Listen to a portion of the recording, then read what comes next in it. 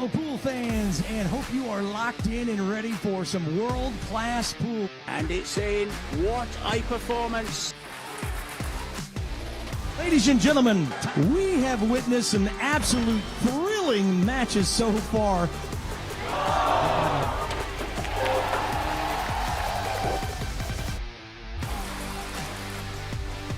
And in it goes. He is your champion. Celebration, so are Victor Zelensky. Finest players in the world. Oh, he makes it. Nicely on the 10. Jasmine Ocean.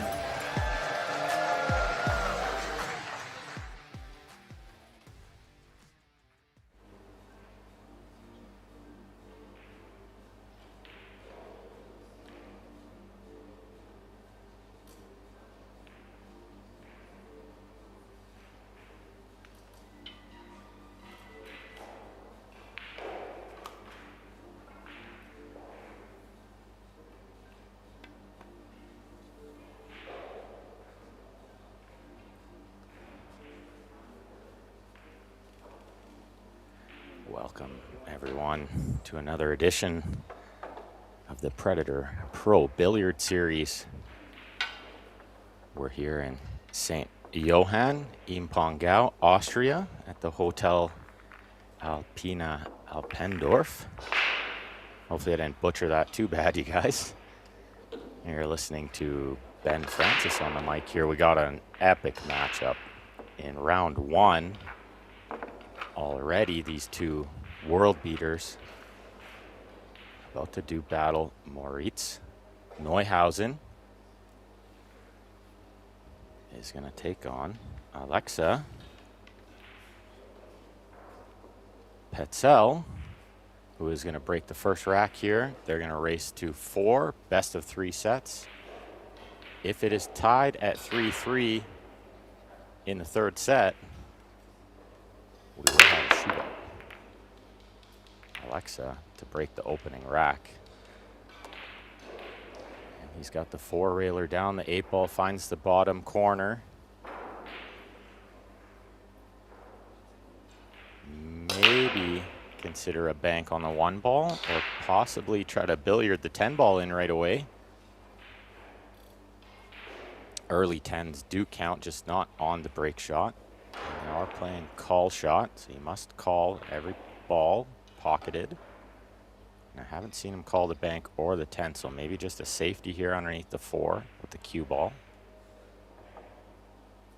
And he has called the bank, and I like the safe, but I like the bank even more. I think you got to play this game in an aggressive style, especially when your opponent is as fearsome as the young Moritz. Beautiful opening shot to start this match, right in the middle of the pocket. Perfect position on the 2-ball. All about the 3 to the 4 here, and then the work would seem done.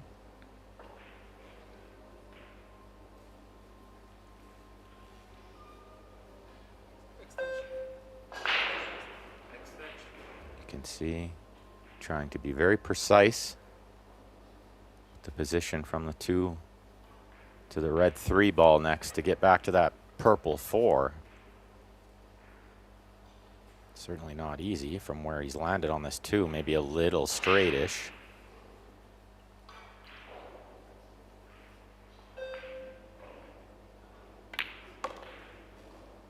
They are playing on a 30-second shot clock with one 30-second extension per player per rack.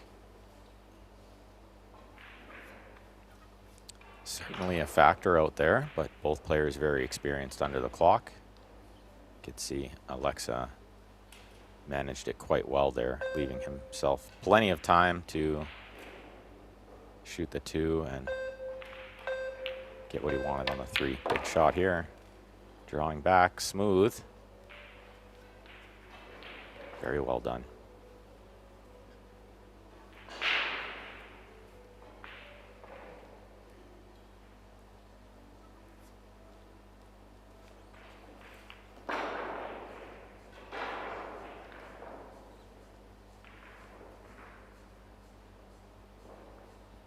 often a ball in the middle of the table, such as the 7 ball, can pose a problem. But I think with where the 6 ball is, should be okay to play the 7 in the left side. After the green 6.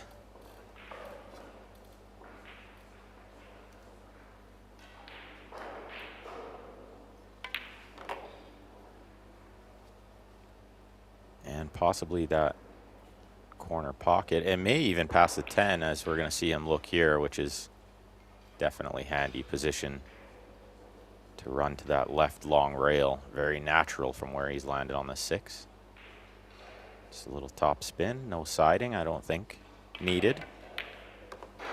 Always nice to avoid the side spin a little bit on this fresh cloth, as deflection will be much higher.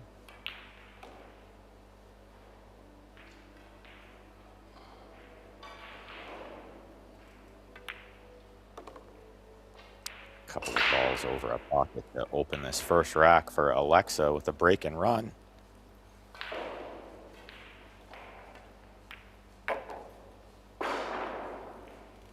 Always nice when the 10's over the hole in the first game and the last game.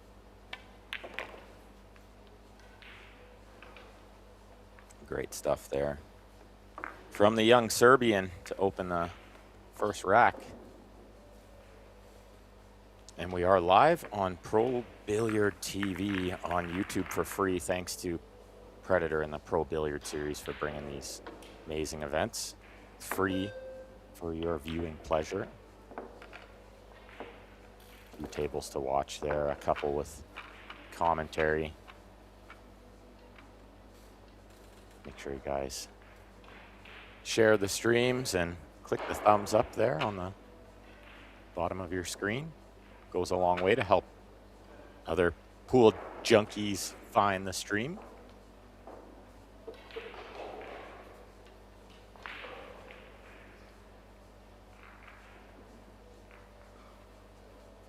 And it is winter breaks out here on the Pro Billiard series. So Moritz will stay in his chair for now. Let's see if Alexa can get the 4-railer down and maybe a ball on the side. Nothing towards the side. 4-railers get kissed. And the 1 ball has dressed up for Moritz with the 2 over the hole next. He'll be thrilled to be getting out of his chair with this look. Maybe just the 6 ball. You could see him take a glance right away. And again, does it pass the 8? Might be the only tough ball. That purple 4 ball is going to open up as soon as he shoots the 1.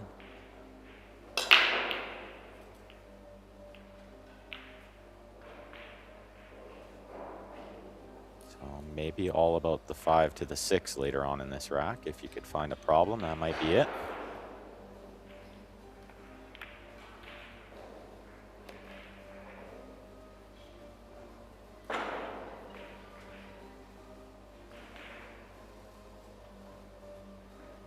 See, Moritz has a little superstition in him because he always puts the chalk on a diamond.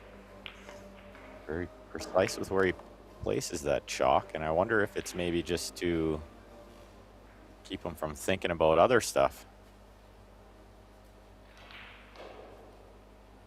We've seen lots of very high-level athletes over the years with little superstitions like that. For any of you tennis fans out there, probably remember Rafa Nadal always having the logo on his water bottle very precisely facing a certain direction. Coming around 3 rails here, he drew that one nicely to hold the angle. And again, looking at this 6 ball, I think it passes the 8. And if he needs to look this close, I think it does, because the pocket is going to play a little bit bigger with the new cloth right now on day 1. As we see the tournament progress, the pockets will certainly tighten up. These arc tables are very tight, the corners. And the sides are impossible. So you would never shoot the 6 on the side, I don't think. 8 days of action here in Austria.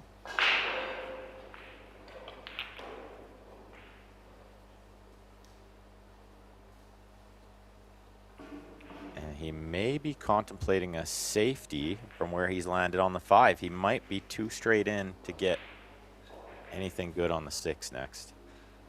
And the way he's looking at it tells me he might just play kind of a stop shot or a 2-inch draw.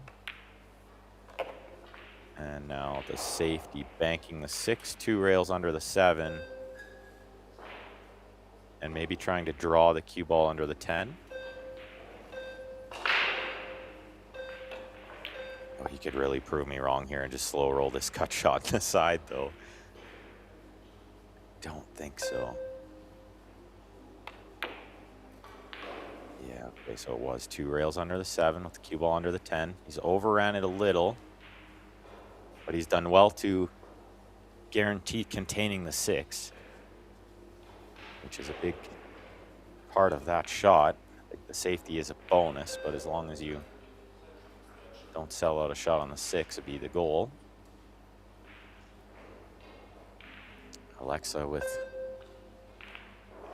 a couple routine safeties here. Maybe bank the 6 to the right long rail. Use the 7-9 for cover. Could play more of a containing shot and bank the 6 down to this other end rail while leaving the cue ball up there. We'll see what he likes.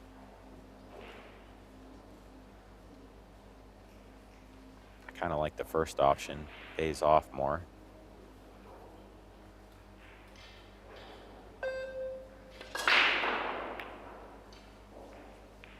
Well, and he found a third option.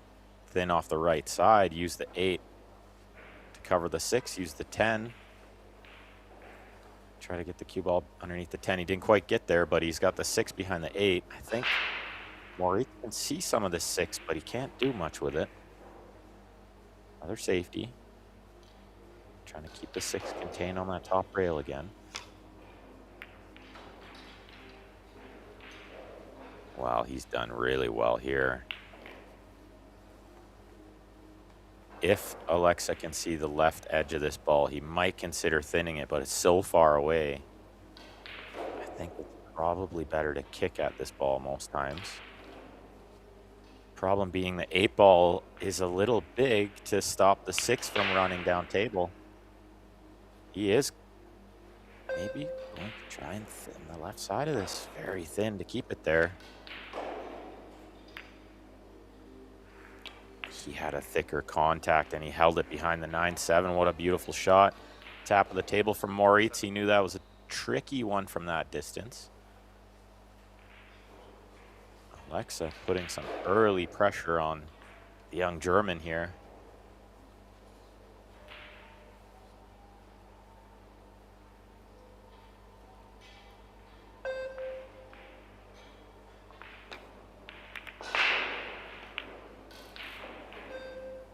We'll be able to hear from time to time the beeps of the shot clock.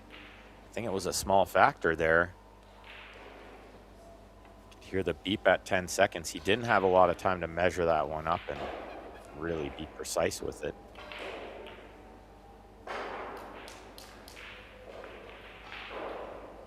I really love that the shot clock can be a factor like that.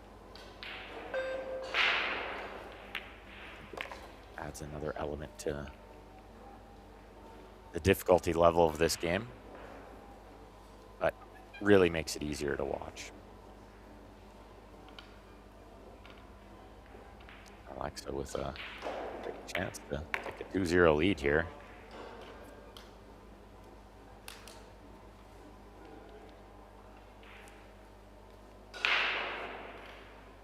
See the sponsors on the jersey there. Alexa, Predator Pro, sponsored player.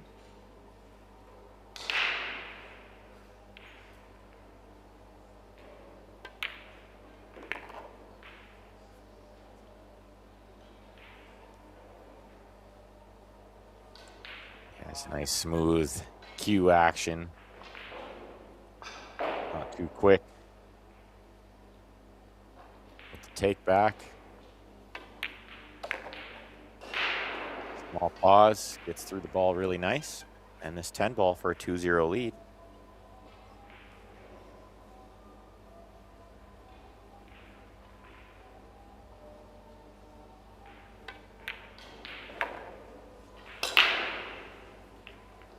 And he drains it.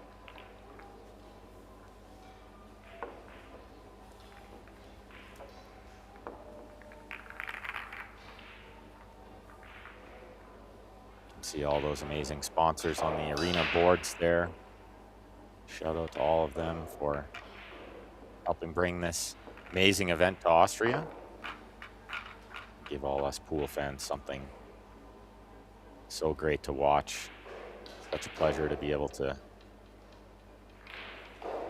chat along while watching these world-class elite players do battle. These two young guns will be on these TV tables many, many times in their career, I'm sure. And we'll get to watch lots of them. Alexa to break rack number 2. Rack number 3, rather, with a 2-0 lead.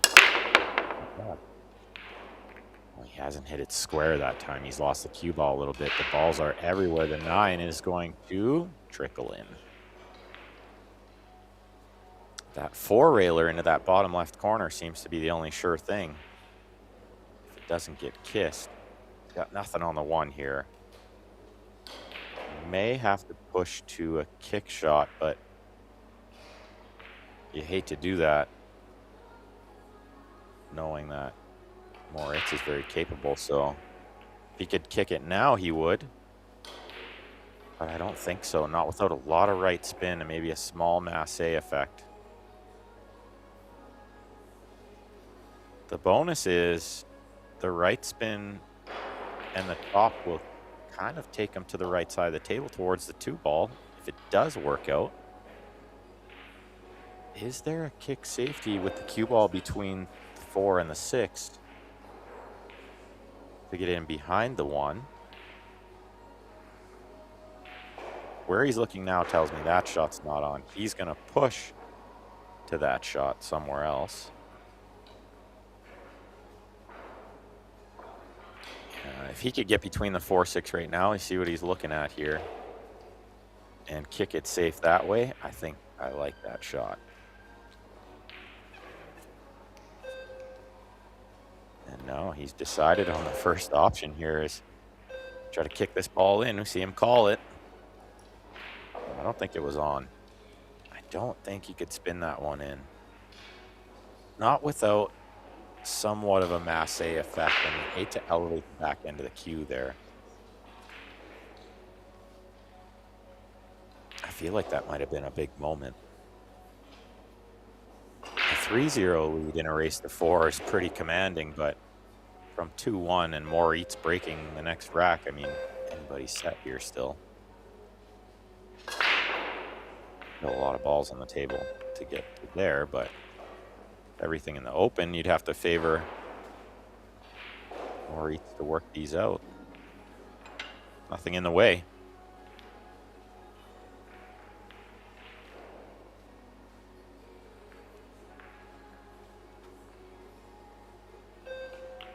We will have another match coming up shortly after this one, scheduled for 9:30 local time. Still more pool to be played today, and then 7 more days of action to come.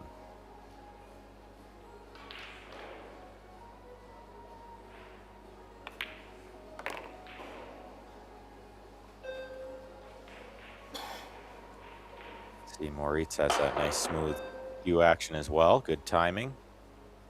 One thing I've always noticed about Moritz's game, he stays down on the ball really well. You can tell he was trained well. Obviously spent some time with Joshua Filler, but he has a bit of a different style than Filler. A little more deliberate. But one thing you notice with all these really top players is they keep very still over the ball. You watch how little he moves his head through the delivery.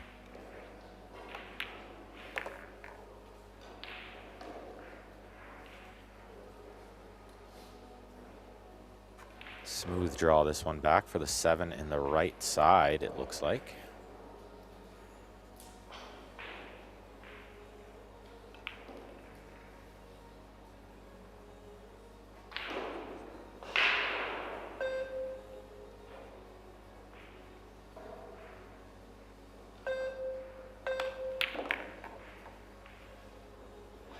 It's gripped a lot, and he's going to be shooting it in the corner now, which is okay. It's one thing I notice a lot with new cloths, very grippy for the draw shot. I think we'll see a few players overrun position similar to that in the opening days, maybe in day 1 and day 2, where the cloth wears in a little bit. You could see him adjust right away and not overdraw this one. 2-inch draw, very precise in the 8-ball position to get to the 10 here and get himself on the board.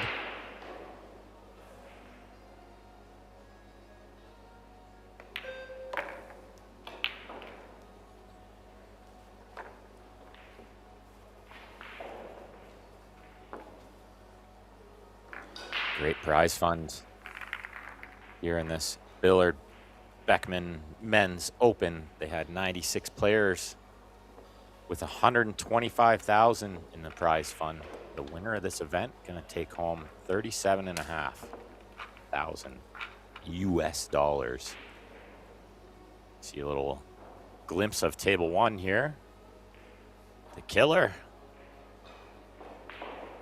Long way away from this 8-ball. You can follow all the scores, live scores. They're on the Pro Billiard Series website, probilliardseries.com. Under the event tab, you'll find Austria and the men's open draw. You can follow along the scores there. Looks like Joshua up 2-0 in the first set there. Moritz breaking from the side rail. We'll see a lot of that. That Middletown break doesn't seem to work too much, but I'm not so sure this has worked great either. Nothing down and shot on the 1 for Alexa. The break has always been a bit of a mystery here at the Pro Billiard Series. Not sure anybody's ever really figured it out, but that side rail break seems to be the go-to for a couple of reasons. Mainly the hand rack from the referees doesn't always allow those balls to go in the side pocket like we're used to. And so you don't want to break from the middle and just open them wide up and give them a shot on the 1. Sometimes better to break from the side rail, try to keep things clustered up a little bit. Maybe leave something long on the 1 like he did there, but they're trying to make the 1 in the side on that cut break. See if Moritz can adjust as this match and as the tournament goes on to try to get that 1 ball going in the side. Alexa hit that shot quite well. I thought he made it, but that's a very good indication of how tight these corner pockets are playing even early on with the new cloth.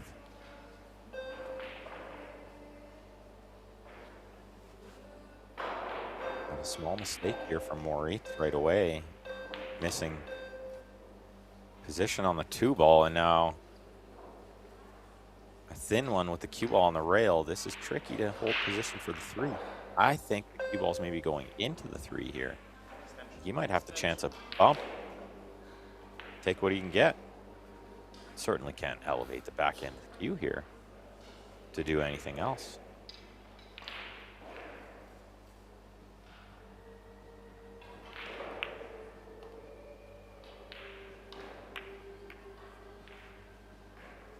I never would have picked him to play safe there, but found a good one. Alexa will need good escape here. I like the side rail escape. I think it pays off more than the end rail. So you could see him glance at that bottom rail, but I don't think it pays off. You can see Moritz waving for the referee. Not to see the hit on the 2, but they are playing all ball fouls. So the referee will need to keep a close eye on this 8-ball.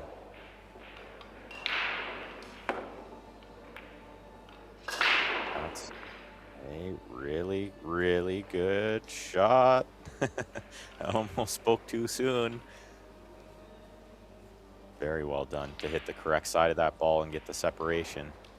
Moritz might be able to see this too, but I'm certain he can't cut it in. And this angle tells us he definitely can't cut it in. And look how deep that cue ball is. That view was great. Tell you how tight these corner pockets are. Deep shelf. Tight at the opening. That's the way it should be.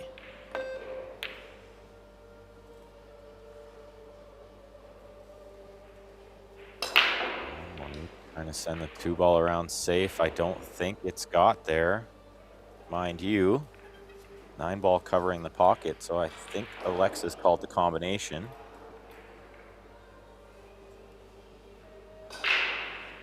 There is another shot that he could play with the 2 off the rail, off the 9 in to make the 2.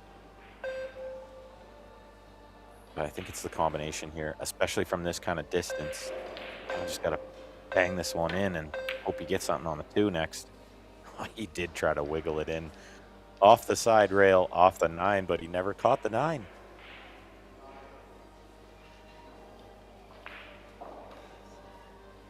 I don't hate the choice, and only he knew best, but I felt like that was a tall ask from how far away he was. And it wasn't like it paid off huge with getting on the 3. He was pretty close to the 3 with the cue ball there.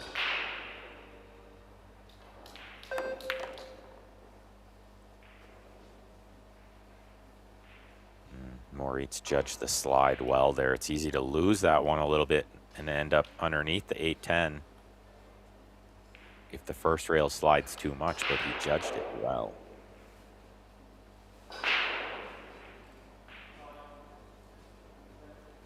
Not the easiest out here, though. He needs a couple good positional shots. This one. And then something from the 7 to the 8.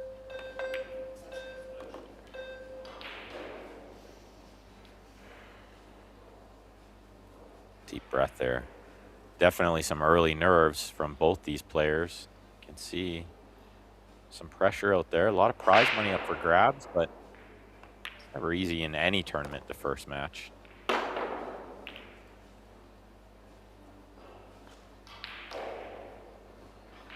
Just trying to settle into the conditions and settle the nerves.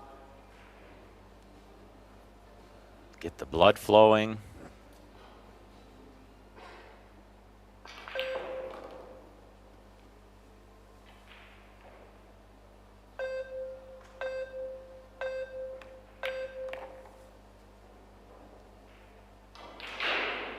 That shot clock running out. He sure used it all there.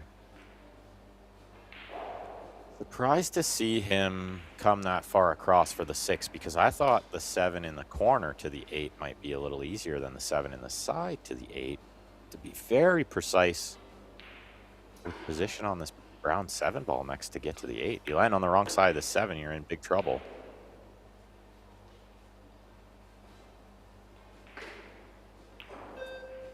Yeah, and you can see he is a little on the wrong side maybe, and possibly taking a bit of distance on this 8 ball next.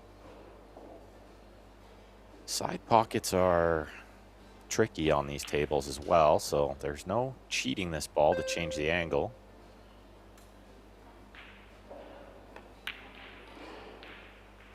And that's exactly what happened, or the spin really got him, but I think he just tried to pinch the pocket a little bit there to get closer to the 8. And you could see he really wasn't getting anything better on the 8 anyway. So that tells you how off angle he was on that 7. These side pockets are triple tough.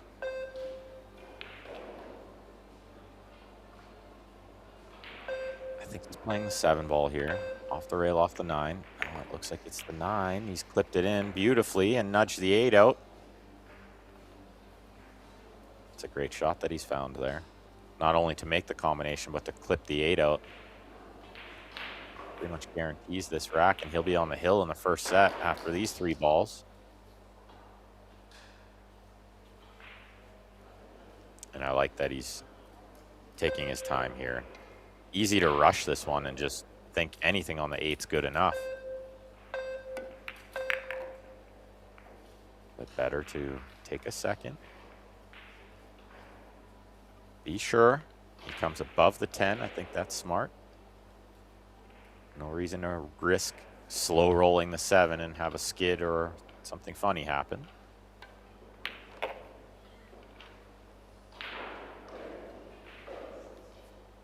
And his speed control is on point. Straight in on the 10 for a 3-1 lead. The young Serbian on the hill in this first set. And a big shout out to Predator and the Pro Billiard Series. I'm the hugest fan of these events. Feel very honored to be able to sit in the booth with all of you. And I can't thank them enough for everything they do for pool at all levels. You can see there's a women's open that we'll have starting tomorrow and a mixed doubles. But one of my biggest things that I love about Predator is they just really support the junior game as well. They're such big advocates for growing the game, and I think it's so important to grow it from the ground up.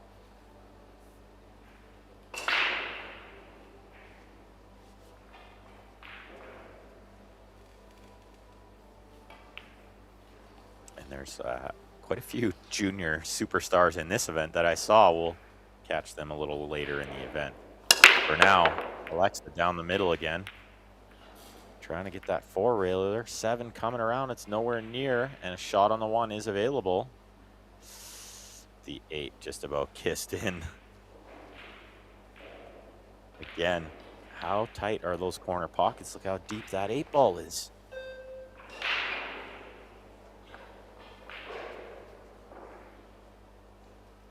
So Moritz can cut the 1 in and then maybe play a 2-8 combination. The problem will be the 3 to the 4 later on. That 4 wedged between the 9-5. Good angle there.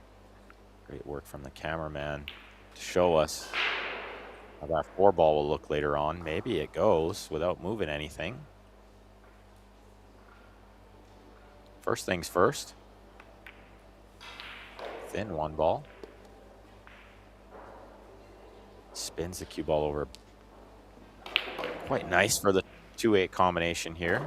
See if he plays this with a little bottom spin. He can try to get the 2 to follow in with the 8 while still being on the 3. Or does he touch this one in soft to try to keep the 2 ball there?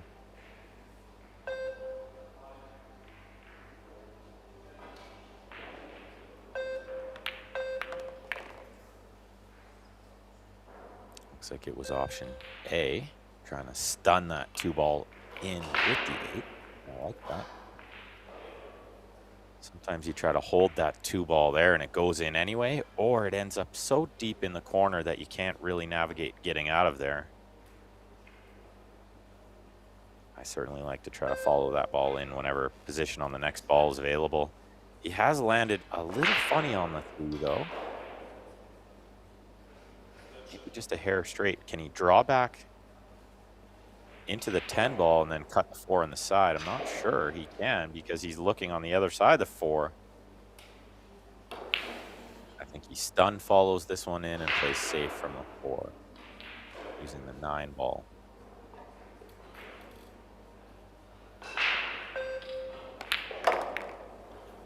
Wow, he's way under hit it.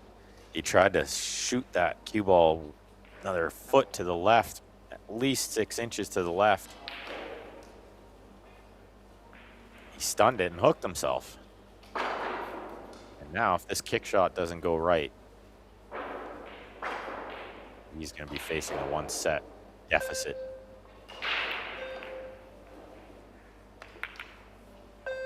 Did he call the 10? I think he did. What a great shot. The kick safety, beautiful. Really beautiful shot. judged that so well. That was sweet. The kick and stick, as they like to say. Stuck it perfectly behind that 9. Yeah, I like going this way too. It looks funny, but at least something good can happen. I think going the side rail here, you just kick that ball into the open. I don't know what good can happen here.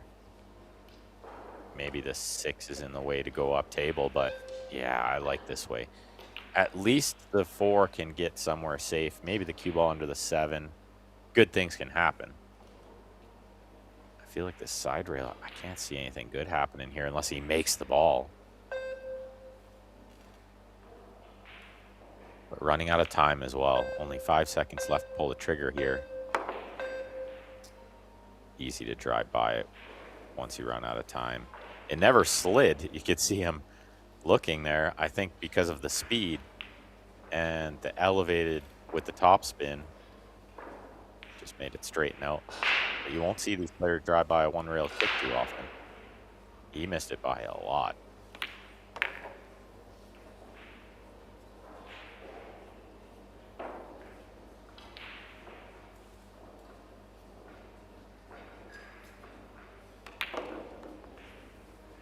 A small shake of the head there from Moritz. He landed on the wrong side of that 5 just a little bit, so he had to go forward with the cue ball when he wanted to just stun draw over. Not a problem though. He's dealt with it fine. To middle table here.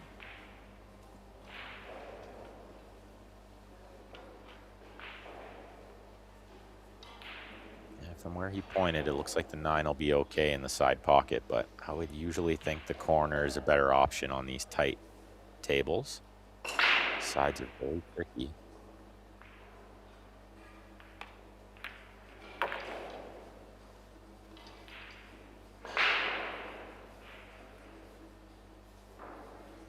Yeah, nothing to do here but roll this ball in, but he has missed one in this side pocket, so something to think about here.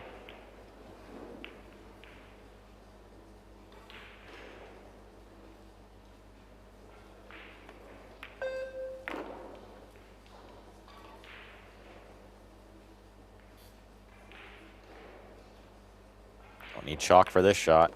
Get down and roll it in. Fighting hard in this set. Trailing by 1 rack, and he's going to break. Try to get it to Hill. As mentioned previously, you can follow the scores on ProBilliardSeries.com, but I can give you some scores right now. Looks like a barn burner on table 10. Wojciech and Carl Natterberg all tied up at 3 in the first set. Christian Merva taking the first set versus Jonas Sudo. Max Lechner up a set. Albin Auschen up a set. Gaki up a set. Ralph Souquet up 1 set over Yannick Pongers. FSR up a set. Felix Vogel, the young German, up 1 set. Konrad Yuzhishin up a set and on the hill in the second set. Robbie Capito up 1 set. Joshua Filler over on table 1, he's up a set. Meanwhile, Moritz breaking from the corner. Let's watch the 1 in that top side pocket. It hit all the horns.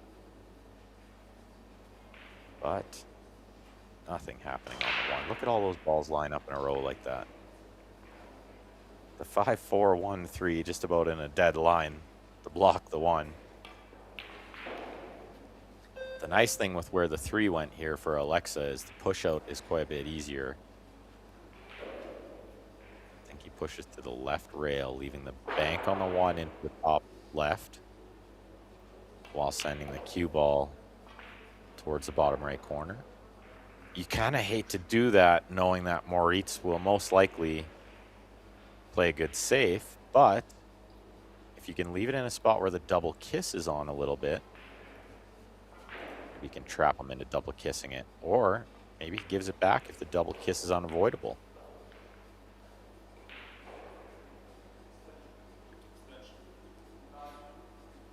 And And I like the distance he's left the cue ball off the rail here. Usually you want to pin it right on the rail, but I think if he pinned it, he might be getting this back and he might not like it. This little bit off the rail, I think, forces Moritz to shoot this ball. Yeah, and he's lined the shot I called, which is into that corner pocket with the bank and the cue ball going long.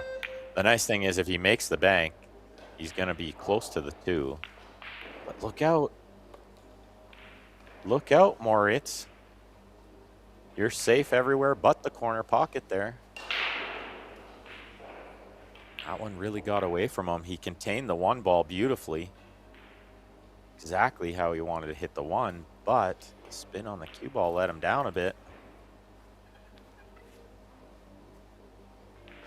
And a chance for Alexa to put the first set on the board here. Looks like the 8 ball might be a little tough later on. Lots of balls to worry about before that, though. And a problem on the first shot. From the ball in hand, he catches the point of the side pocket and hooks himself. These are the kind of mistakes that don't surprise me one bit in the first match on day 1. If this player did this on day 3 in his 3rd match, I'd be very surprised. But the slide of the rail and the speed of the cloth definitely takes some adjusting to. And they can play on the practice table out there, but it doesn't play like the TV table. Picking this one towards the right side pocket. Hoping the 2 goes safe, hoping the cue ball stays by the 10. He hit it so good he almost made it. And look at the reward, the cue ball under the 6. Moritz, top of the table, he knew. That's pretty much what Alexa had in mind, was the cue ball up there. Surprised to see Moritz not go to the jump cue. That tells me maybe the 2 doesn't go in the side that we're closest to, so he needs to kick it. Big shot here. Hit it really well. What a beautiful shot. That is so well done.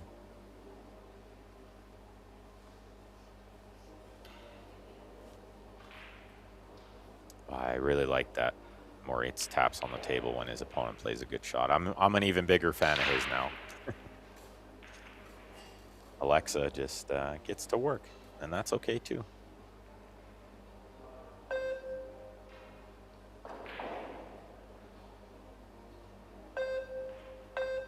Two rails trying to come across the top of this, I think. Yeah, like that. And get the cue ball running up table. That's pretty good, but watch out. 210 combination. Oh, it's pretty thin to cut the 2. I don't think he can play it. I think he needs to, yeah, maybe play the 2 ball into the bottom left, which is what he's called. I don't hate playing the combination here. Assuming early 10s count. I don't think they do. I think maybe it spots.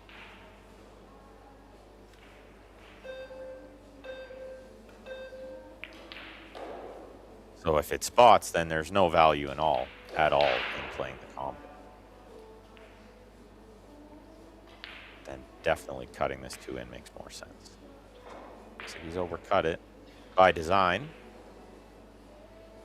Overcut was by design. The cue ball's getting under the 4. Great shot.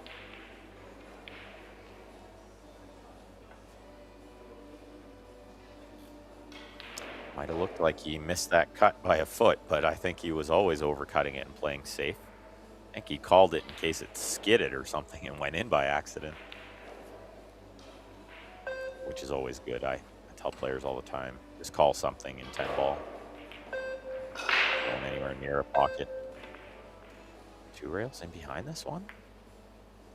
Oh, that was about the only thing he couldn't do was break the 8 as he put it back where it was, though. Moritz quickly looking to see, does the 8-9 combination go? I think maybe the 8 just goes from relatively where the 10 ball is. Oh yeah, for sure it does. Possibly that 8-9 combination available too, so not too much to think about here.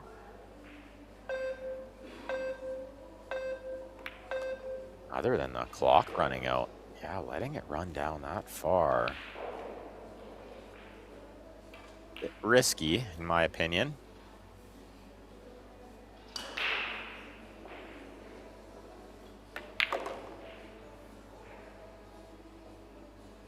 He judges that slide really well on the new cloth. That shot with inside spin on slippery new cloth is very difficult.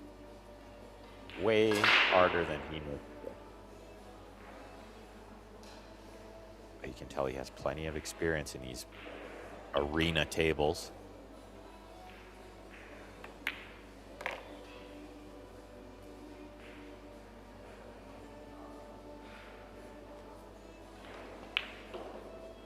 This is the spot where you start thinking about the 8. They say think 3 balls ahead. Usually the way to play this game. So thinking about the 8, because where he is on the 6 will decide where he gets to the 7, to the 8. Be a little straight on the 6 though.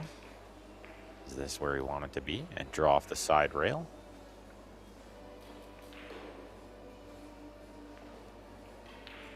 I like this because he's coming straight towards the 7.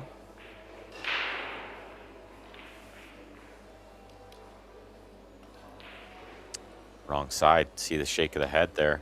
That tells me the 8 probably doesn't go on its own. And he needed to be straight on the 7 in order to get to the left side of the 8. Our left side of the 8 to play the combo. Can he slide by the 10 and then maybe spin the 8 in?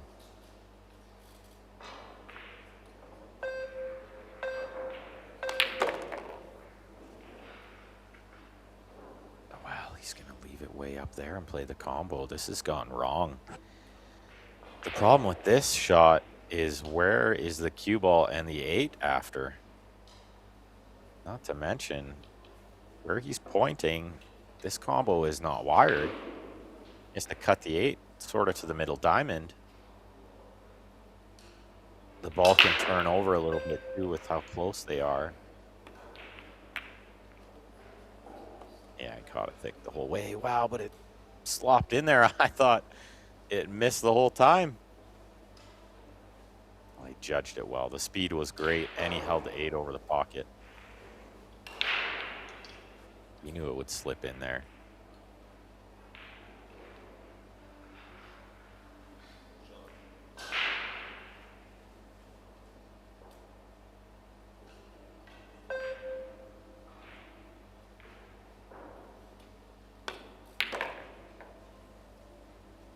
Feel the tension out there. This opening set, first round, winners round 1. Tensions are high. This 10 ball, Horse Hill Hill.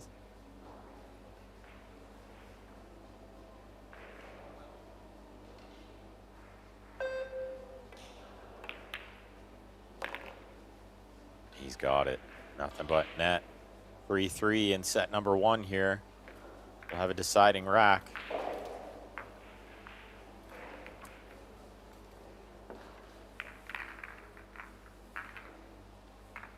And we do have another match coming up right after this one. Looks like they have some table assignments up there, and I think we've got a good one. Coming up on table 2 here. We're going to have Jason Shaw and Chia Chen. Table 1. I'll have the pleasure of sitting in with George Techea.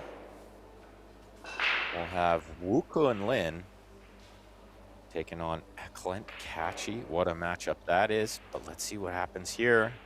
Can Moritz find the 1 ball in the left side pocket? Top side of our screen. It gets kissed right away. I didn't see anything else going.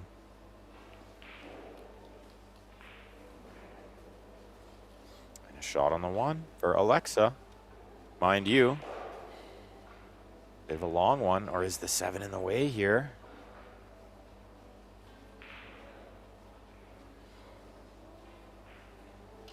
Well, judging from the body language, he can't see enough to make this ball. Cannot.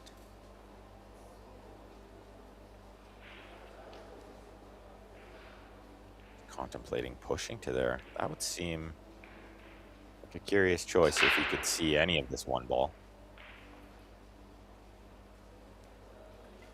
Oh, and I don't like that. He's going to push to a really thin cut with the safety. If he pins this cue ball, he's going to get it back. Okay, a little distance off the rail. Moritz might consider shooting it, but I think he gives it back.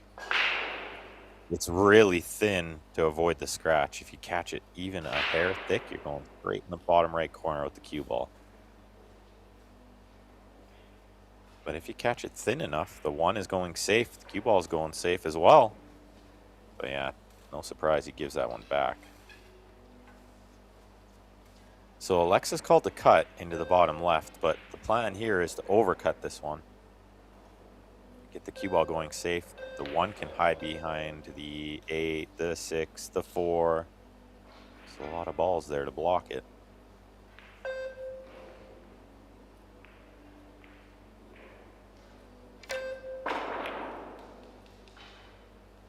Caught it thin enough.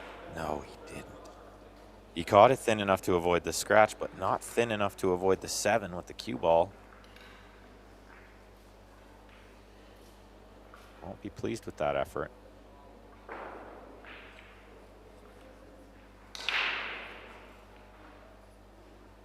But sometimes it's not all about shooting the balls in. Good recognition from Moritz there to hand that one back.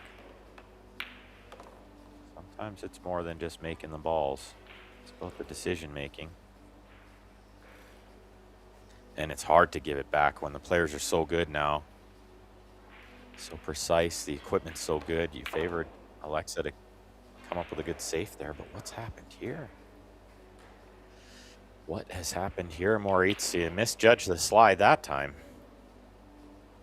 That inside spin, it doesn't really work with the new cloth too much. It's like a safety here. He's called the cut. But it's more about the cue ball coming around safe here. 2 or 3 rails underneath the 6.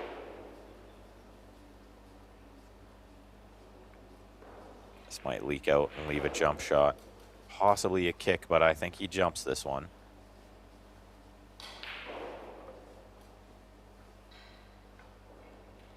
Cue ball's going to be flying here. This is a thin one. Yeah, he's going to take what he can get. Try to make the jump, send the cue ball around, and hope he can see the 4.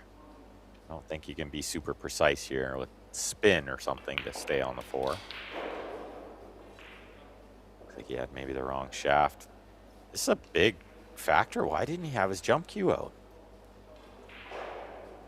It's a bit mind-blowing for me at his level to not be ready. I mean, the shot clock's running. See a lot of players nowadays approaching the table with both cues, but they had them out before. They were ready. He still had plenty of time, so nothing. Rush gears, gonna get over this ball nice and easy. Spins around, he kisses the 9. Well, that's not the worst thing that could happen. He can see all of this 4, and the safety's pretty routine. Could try to really jail him here and draw underneath the 9. If he keeps it close to the 9, escape is going to be very difficult.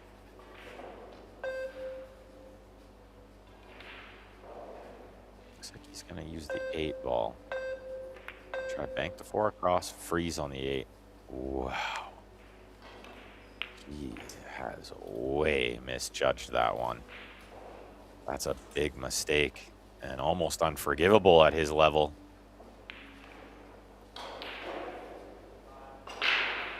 Oh, we'll see if it is forgivable. Can he get back to this table? I'm not sure he can.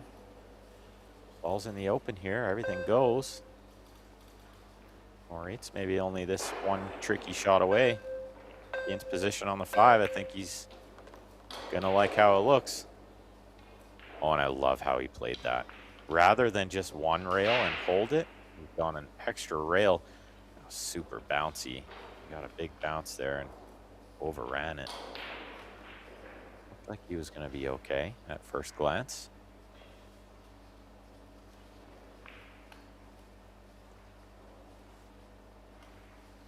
A really thin one here on the 5, and how does he get position on the 6? Can he draw it to avoid the 8? Spin off a couple of rails? I didn't think so. He went full into the 8. Well, if he can see the side of the 6 that he needs, he can bury the cue ball underneath this 8, 9, and I think he can see that. And Alexa's not going to love his next shot. Even if he can't see that side of it, he can flick the other side of it, put the 6 underneath the 8, 9. Definitely rather bury the cue ball under there, though. Yeah, which he's done. And he's got the 6 a good distance away to make this kick shot very tough. 2 rails needed. At least 2 rails. I suppose the 1 rail is a bit there, just very difficult to judge the bend and the slide off this top rail. Yeah, what about just tying up the ball? What about just pushing the 9 on top of the 8? Yeah, probably the percentage. Well, he's totally misjudged this too. If you're going to do that, you really have to get it right. If you're going to concede the ball in hand, you better get it right. That's 2 or 3 big mistakes near the end of the set. You can see the glove comes off. He's done in this set. He knows. He's let one slip from up 3-1.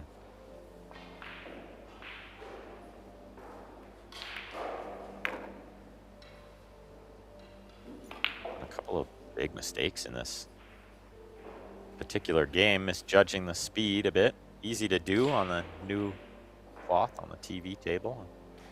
You know, it's very easy to misjudge. Moritz had a couple as well that he just completely misjudged the speed and the spin and the slide, and no surprise. But these great players, they'll settle in as the match and as the days go on. Moritz with this routine 10 to steal the first set.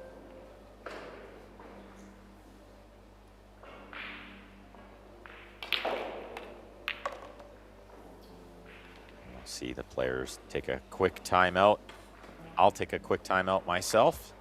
Don't go far, everyone. We'll be right back with set number 2.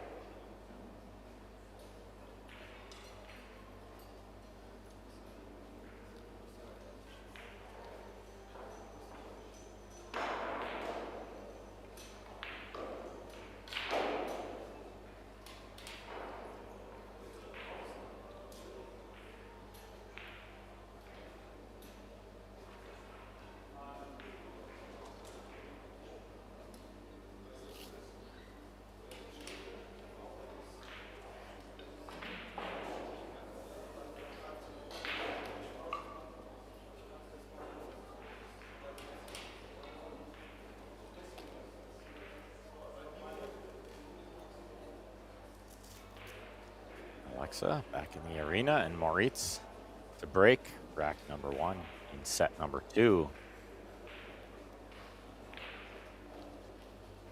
Still from the same side. I thought we might consider changing sides, breaking the other side rail. Seeing that the one's getting kissed, nothing's really going in, but the one finds the hole.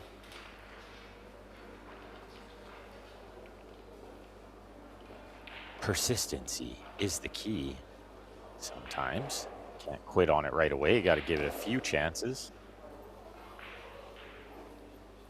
But often not being stubborn and adapting is very important in pool. I think the 2 passes the 10. We saw from previous camera angle. Looked a little close, but I think it's got plenty of room.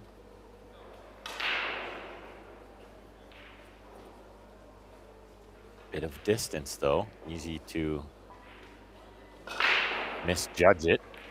Trying to get the cue ball around. Yeah, you can see from here, maybe half of the pocket, maybe 3/4 of the pocket, but definitely not the whole pocket. And so he'll take a second here, try to figure out what the highest percentage play is, possibly is safe. I think we saw him look at spinning the 2 ball into the 4 and sending the cue ball around safe underneath the 6. Looks like that's what he's attempting. Looks really good. Oh, it's not under the 6 though. And is there a gap here? I don't think so. I got excited for a second.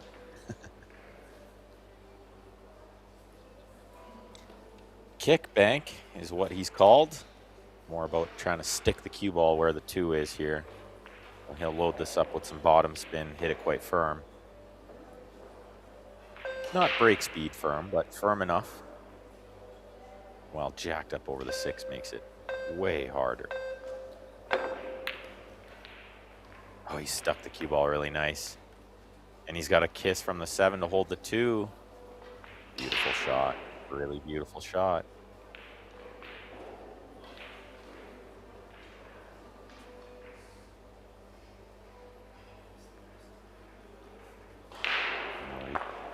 To the table with both cues.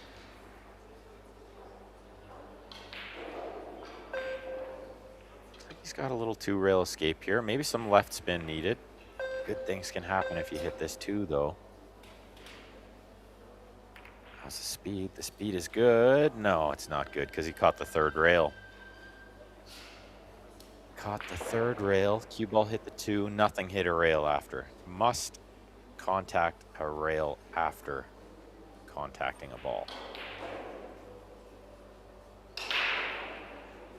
Yeah, looks like the 4 has plenty of room, as you can see him pointing there.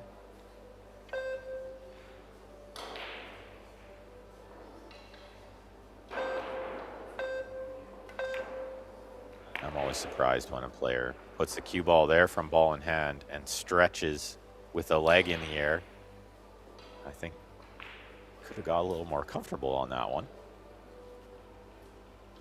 being that he could put the cue ball anywhere he wanted. It looks like he's overran this a little bit. Can he pinch this 3 in and draw the cue ball over?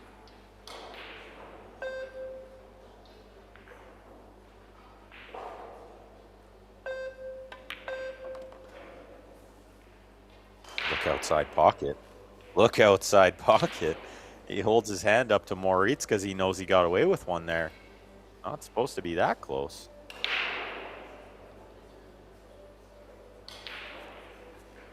Well, and it just made the 4 to the 5 a lot tougher. The cue ball close to the rail having to jack up like that. Punch this one in a little bit. It's right in the middle of the pocket. It's a good shot. You'd have to think that would be the end of the tough work here if he can just come back and forth with the cue ball out near middle for the 6 ball next.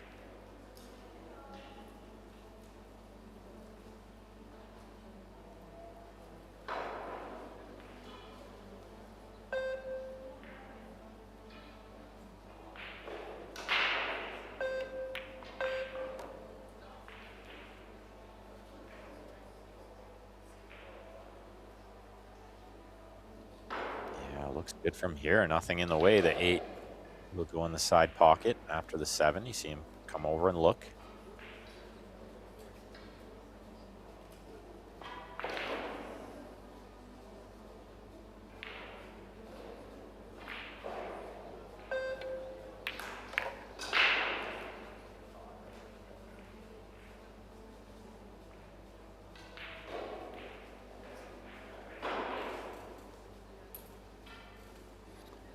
And you never see these really elite players rushing these kind of situations. Definitely being very precise, taking your time, making sure of all the angles, very important.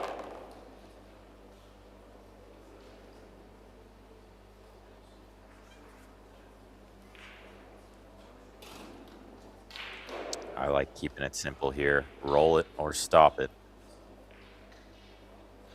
Shoot the 9 in the bottom left. Don't try to do anything crazy.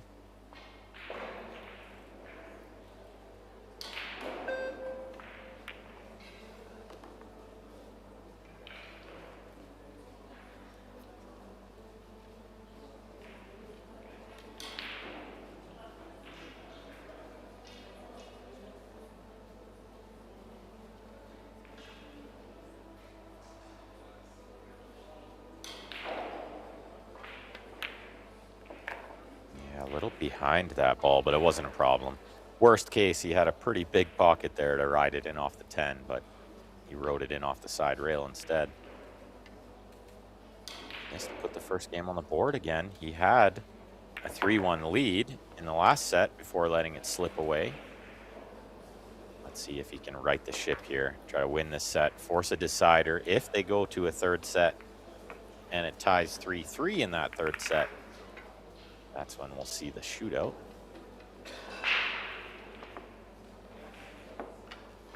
Got some stats here, but from a different match. But this is a good one. Look at this. Nicholas Dorr taking out Claudio Cacci, 2-0. That's a big upset in the early days. See if we can find out what happened there. By those stats, look like missed balls from young Claudio.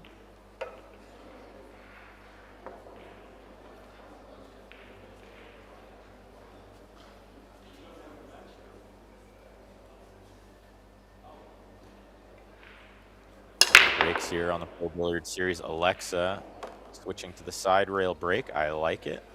That head-on break has not worked well for him. He's got 2 balls down, but look at the 6 spoil the show. It's always the last rolling ball gets in the way.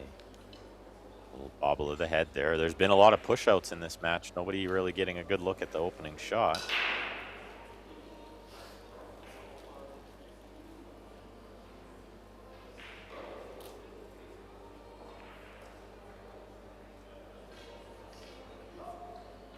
I think he could contemplate kicking this ball in. If it was a little closer to the rail, that top rail, he might consider trying to kick it in, being that position on the 3 is guaranteed, but from this angle we can see that little space off the rail makes the kick too low percentage.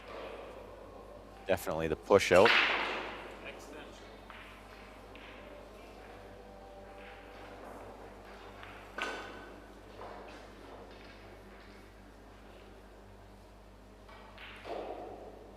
Where to push, never easy. The one playing the push always at a disadvantage.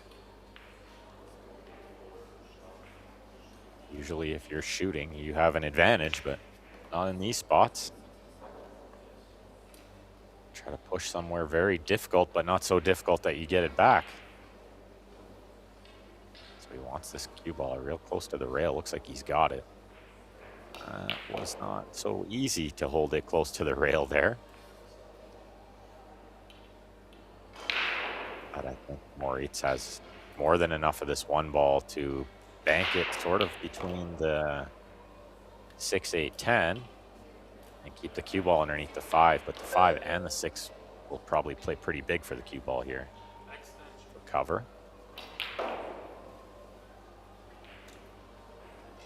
Assuming you could see enough of that.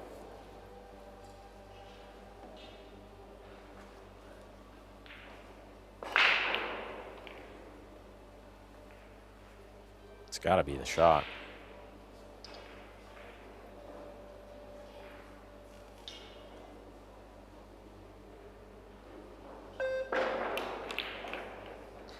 Never easy from 9 feet away, though, but he's done really well there. He's got the 1 safe.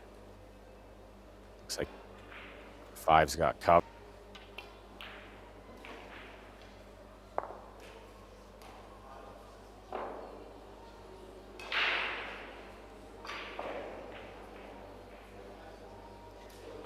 Alexa to the short cue.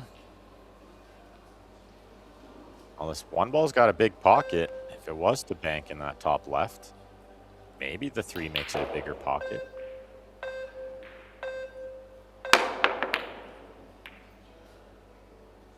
Well, how about in the side pocket off the 4? Nearly went. He'll take that result. I don't think the 1 passes the 3, and even if it does, how do you hold position for the 3 next? So I think maybe a safety from Moritz. He finds these ones really well. He's a very calculated player. He doesn't take too many crazy risks. I think a similar shot with the cue ball underneath the 5 here. Be the goal. But this time, the 10 is blocking the jump.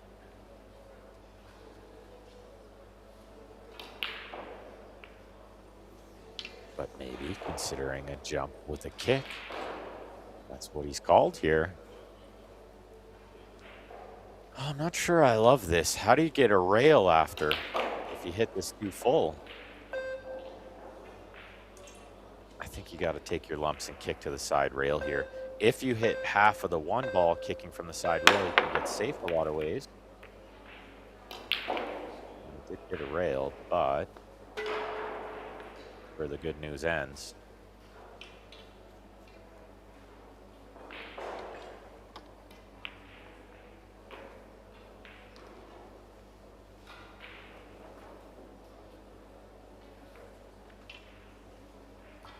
Can we find a problem for Moritz here other than the 1 to the 3? I don't see anything happening. Might be a little on the wrong side of the 1 ball to draw it back. So you may need to punch this 1 in off the side rail with the draw.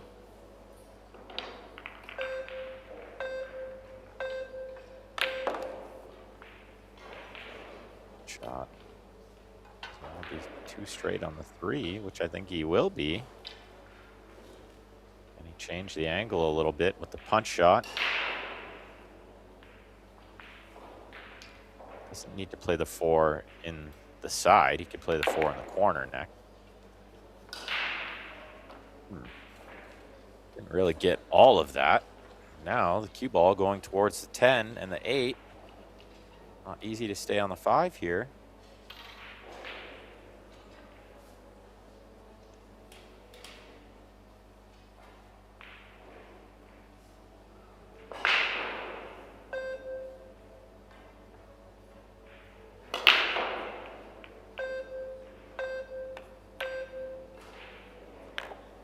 So he plays the corner, which I thought where he landed on the 3, that was going to be the plan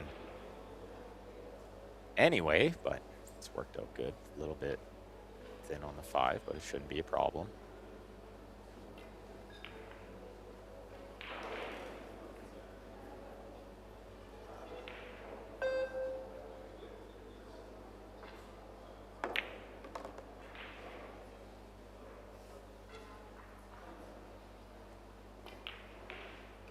Again, just a little off angle. This one certainly more manageable.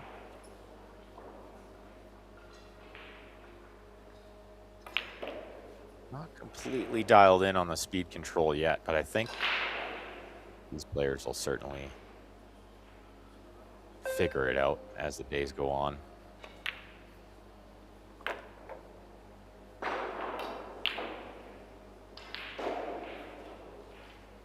Middle of the pocket there.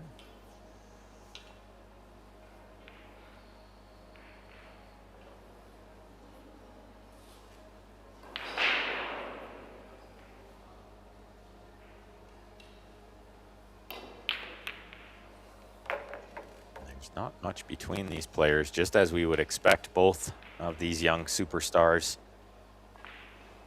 had lots of great performances last season. And I'm sure they both have great careers ahead of them in this game. Couldn't have timed it better to be in their prime with all the amazing things happening in the pool world these days. Thanks to some great companies like Predator and the Pro Billiard Series and all those great sponsors you see along the arena boards there. Shout out to their pool stat guy, Mike. All these great pool stats. I love this. I think pool's been missing this for a long time. Look at that performance in set 2. 909, both of them. The overall performance from Moritz, just that little bit higher. Always looking at that missed shots category. 2 from Alexa, 1 from Moritz. Kind of the tail of the tape there in set 1. That safety efficiency from Moritz just a little bit higher. We saw Alexa let a couple safeties slip away. And that break success always a big factor. We'll see how that progresses as the match goes on.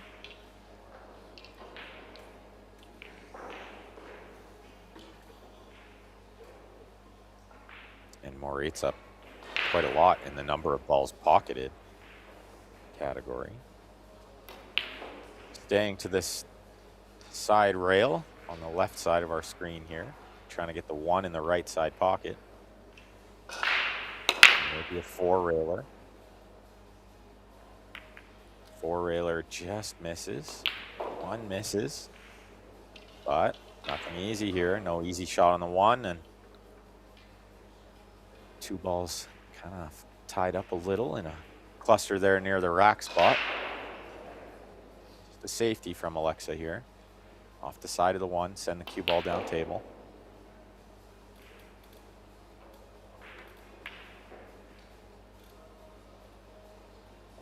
Has he got enough of it? Oh, he has. Good shot.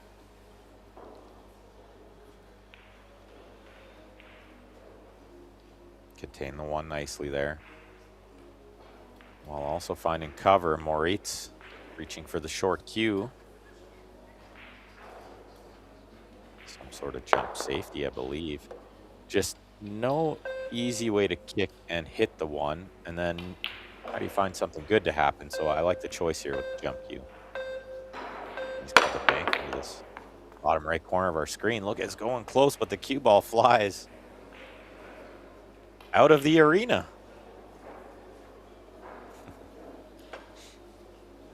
Referee says, don't worry about that cue ball. We'll get it later. I got another one up my sleeve.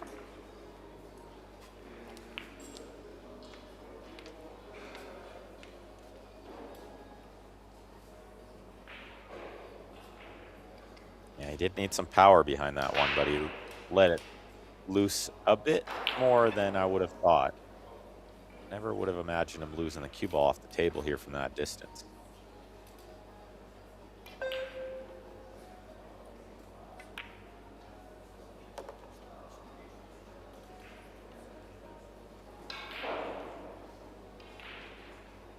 I think he's played onto this side of the 2 so that he can nudge the 10 a little out of the way of the 5 for later on.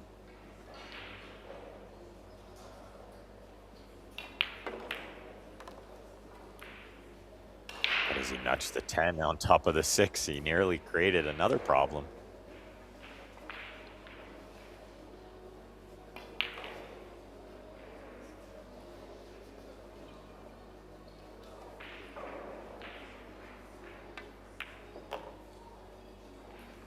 All the balls in the open here. And a great chance to regain that small lead.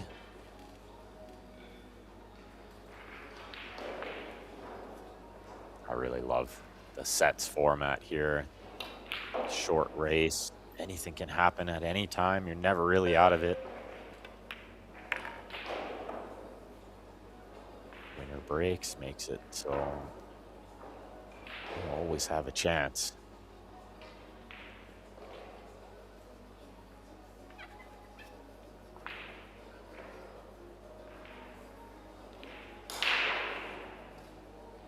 Six to the 7 will be the key here.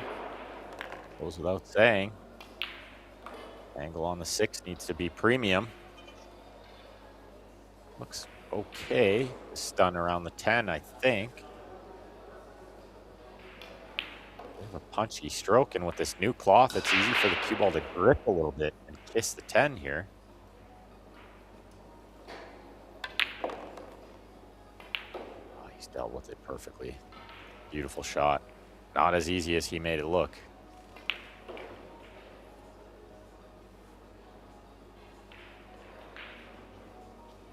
Watch these great players. They make pool look so easy, but it's anything but that. Such a difficult game.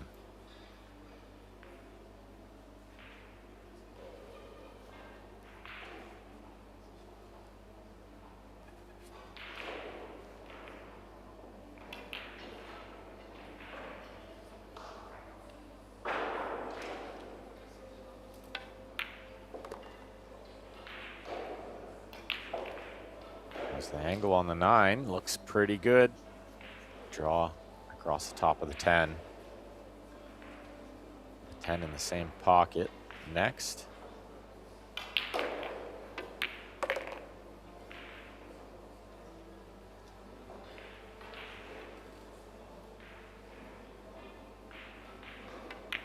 Don't need chalk when you're rolling them in, right? 2-1, Alexa in set number 2. He needs to win this set and force the deciding third set.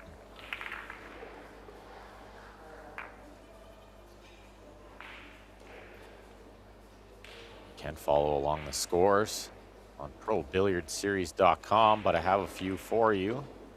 Some results coming in. Mika van Berkel winning 2-0. Max Lechner 2-0. Matthias Nagaki 2-0. FSR 2-0. Conrad Yushashin 2-0. Robbie Capito with a good win over Petri Makinen 2-0. Josh Filler 2-0. We have some barn burning matches coming up next. Looks like they flip-flopped the TV table.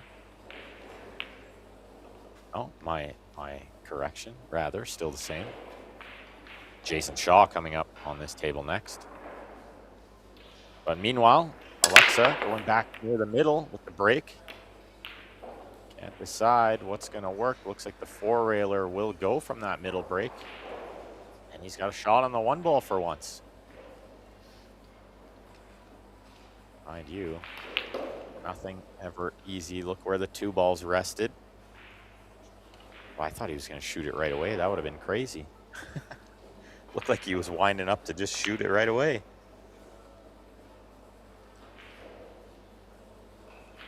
This is a tough shot. Draw with lots of right spin to try to spin this cue ball into the 3 or the 2, preferably the 3.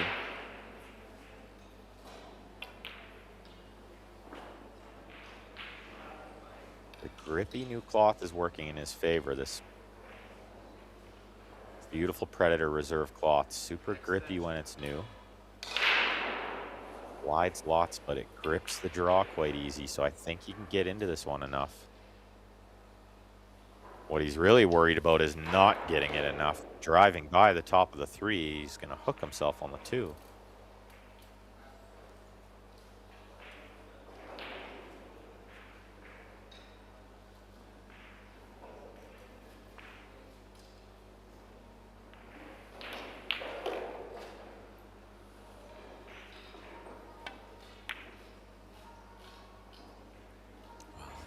Decided on a safety, but he's made an absolute mess of it. Safetied himself. He fluked the ball, so Moritz will come and have a look just to make sure, but this can be a quick look. And he's going to make Alexa shoot again.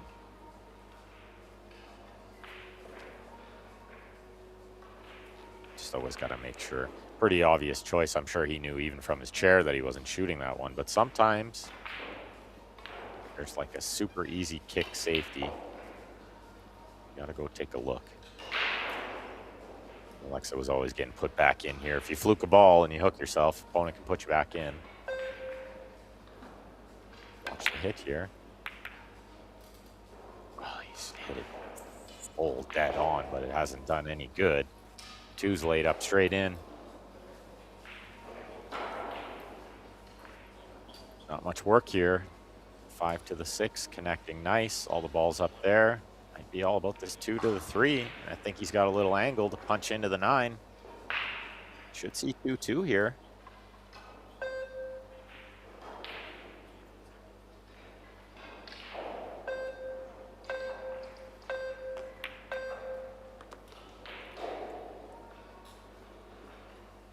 Yeah, that didn't hurt putting the 9 up there too. The work at the end of this rack will not involve moving the cue ball too much.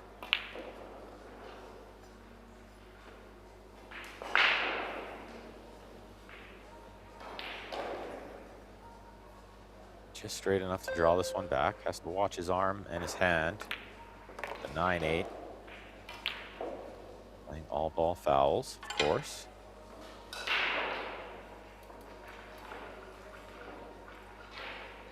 Landed good on this 5. Maybe just a stop shot needed. Soft draw, a couple inches, get a little closer to the 6, never hurts.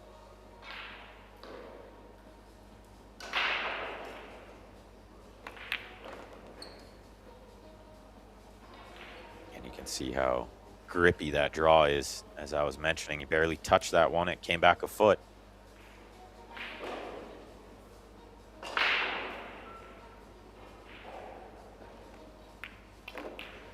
Love to be straight in on the 7. Stop shot for the 8 in the side.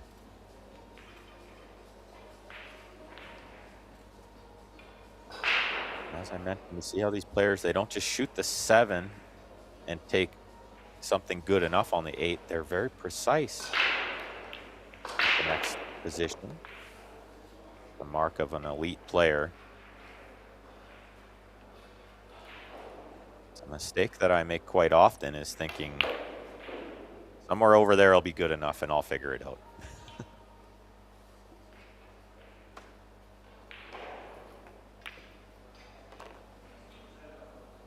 But you could see he was very precise with the position on the 8, and it made getting to the 9 to the 10 a layup.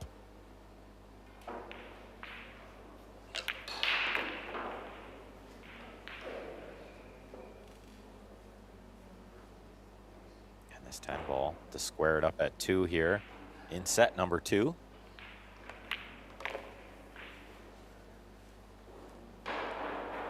Both players looking like they're starting to settle in a little bit more.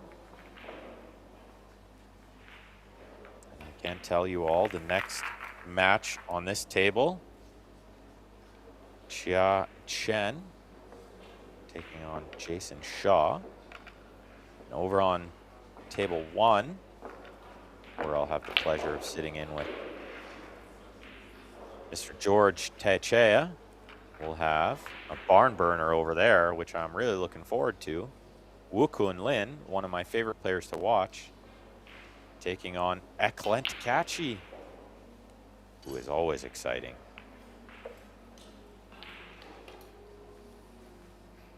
They have that scheduled for 9:30 local time, but we'll see how this progresses. If Alexa wins this set, it'll be a little later, 9:30.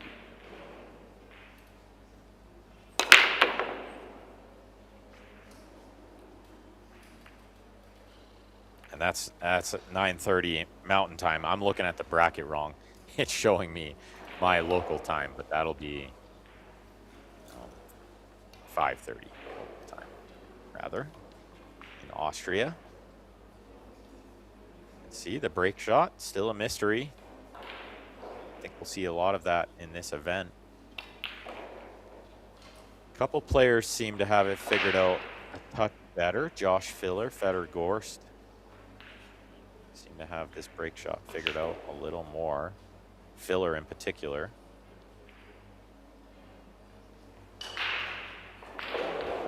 push-outs so far, and Alexa's pushed out to an interesting one here. The kick safety, but it's not easy. I think he knows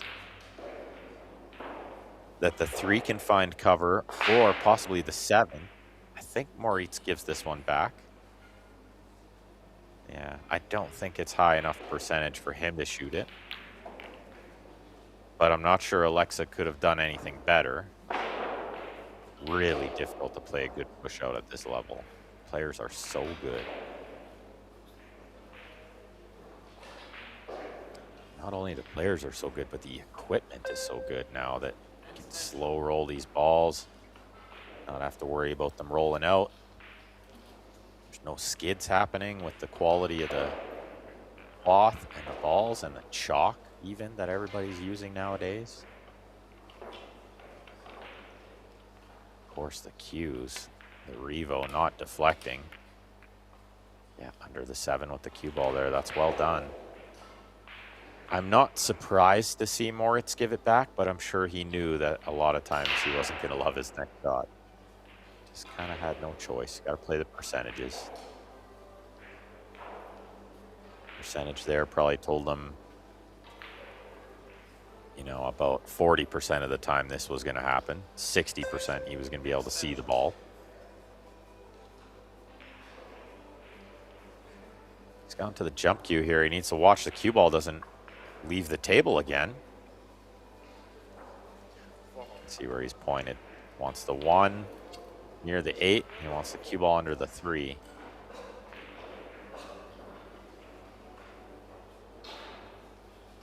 I think he's called the 4 just in case.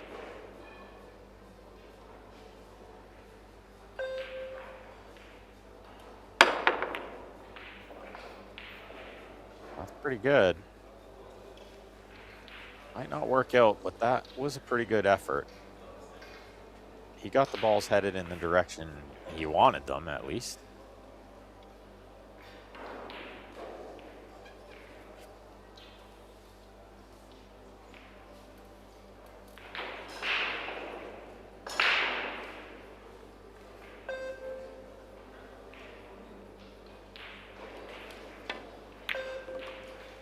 Pretty long and straight in for Alexa, but he's dealt with it nicely.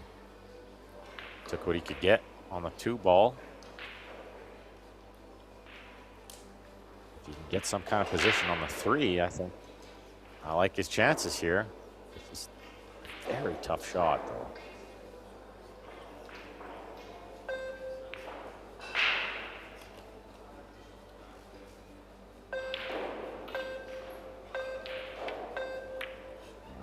Hear that shot clock. It's a real factor out there. Both these players very good at managing it. Plenty of experience, but those beeps can get you. Definitely puts the pressure on.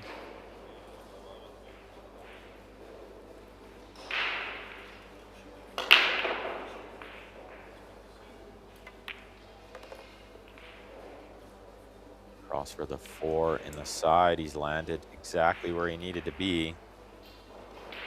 And with the 8 leading to the 9, I think we're going to see Alexa on the hill here, barring some kind of big mental error.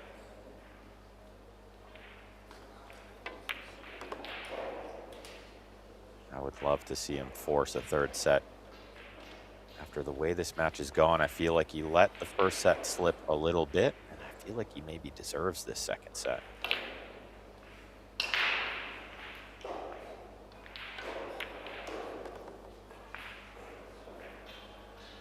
Played a really nice 1st set. Just a couple small errors near the end. But nothing, you know, crazy out of the ordinary, being that it was the 1st match and on the TV table.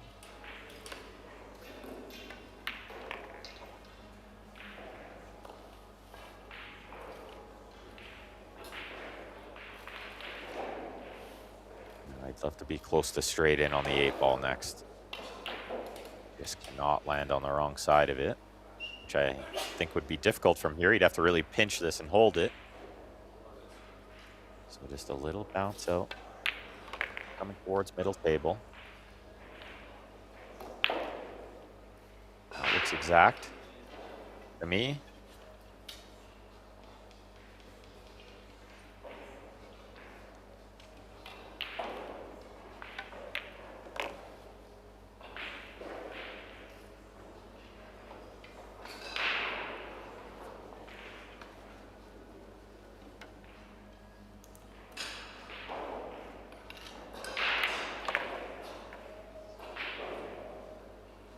And this 10 ball to get him on the hill here in set number 2.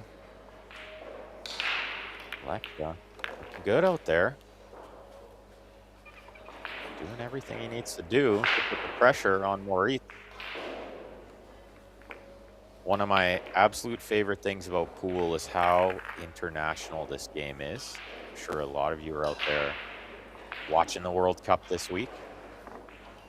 So many amazing different countries that I've never heard of playing football there. But that's one thing I've really loved about pool. So many different people from all walks of life, all over the planet. So many different countries representing at every event. As we see Wuku and Lin warming up over there, getting ready to do battle with Eklent Kachi in a little over 20 minutes time on table 1.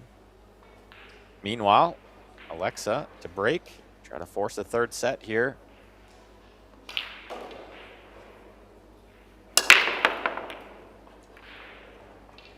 Look out, cue ball.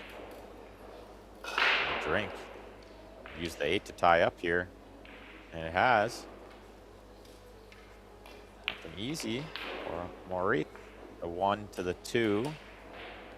Not so bad from ball in hand, but I think he'll need to take a thin cut on the 2. Might not be so easy to get to the 3.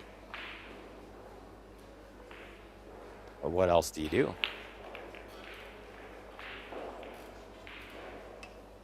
Somewhere near middle table with the cue ball here. Draw this one back smooth.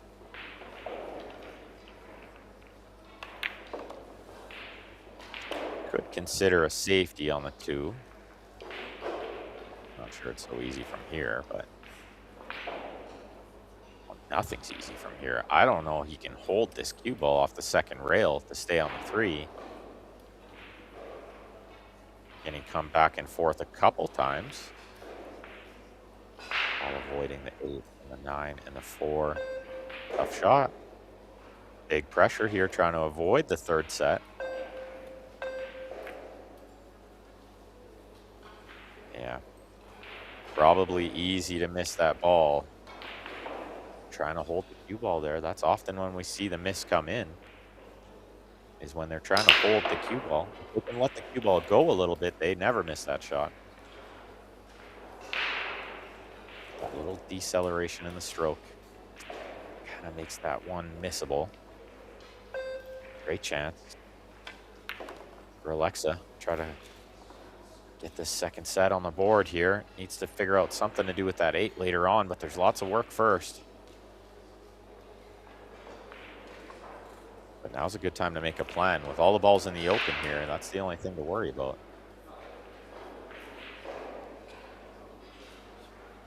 I think a lot of times these players would love to find an angle on that tied up ball to play safe. Breaking it out is risky. The safety tends to be the higher percentage. Well, he's a little straight on the 4, which means he'll be shooting the 5 off the rail. The ball's going to be near the rail when he shoots the orange 5 next. Not sure he can punch this one out. To get it off the rail a bit. Into these tight corner pockets, I don't think you can risk it. Well, he did cheat it a little bit. More than I thought he would try. This little bit of distance off the rail makes a big difference. If he can land where he's pointing here on the 6, he'll consider playing the 6 while bumping the 9-8 into the free. Staying on the 7. Tough to be so precise to land there on the 6, though. That's going to overrun by quite a bit. And I don't see an easy safe on the 8.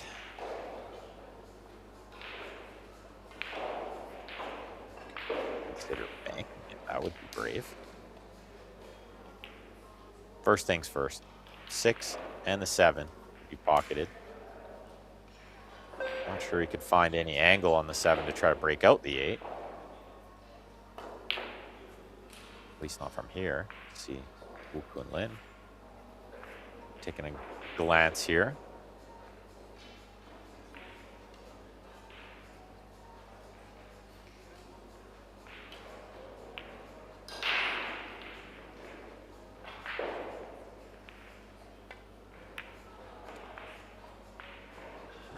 Needed the left spin, got it.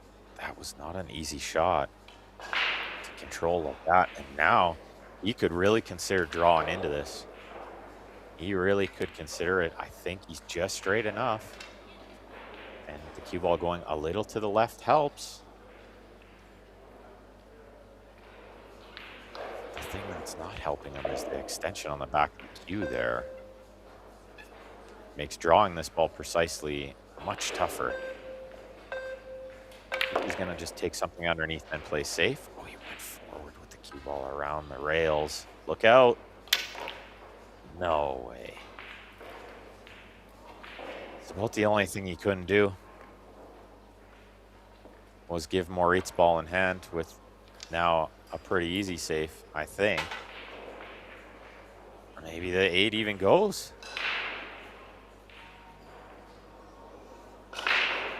Oh, look like he's going to play it. It goes.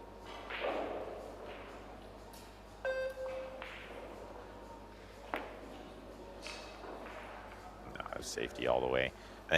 Sometimes these players will trick you. They call something like that. It's more of a just in case. Maybe it skids. Maybe something funny happens. Catches a piece of chalk in the middle of the table. Hops up in the air and finds the pocket. Not that time. 2-rail escape here for Alexa. Favor him to hit this ball, but he's kind of kicking the 8 into the open. I don't know anything good can happen here. Got to hit with some speed, maybe. Oh, this is really well done. That's really well done. It's about as good as he could hope for. You'd love the cue ball to be up table a little bit more. Yeah, you see Moritz tap the table there. He knows. That was a good shot. It's well done from where he was.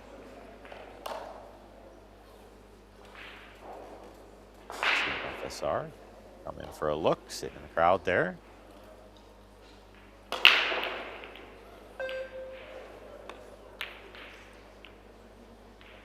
Safety from Moritz. Is it going to get there?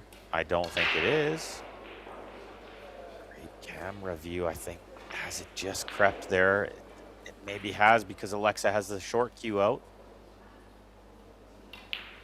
It's maybe just crept there. Spin it. Looks like maybe he could just spin it in.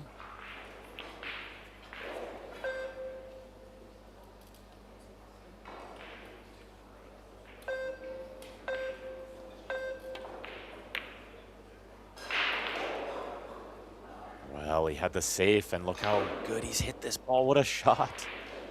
What a shot from where he was. And if this doesn't go right for Moritz, could be seeing a third set.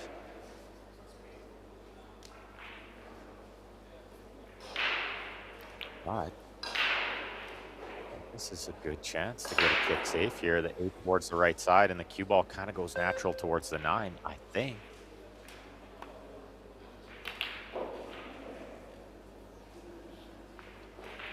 So the cue ball didn't move, but he's got the speed on the 8. Pretty good. Contain the 8. Couple beautiful shots here from these young players, showing us the kick safety knowledge.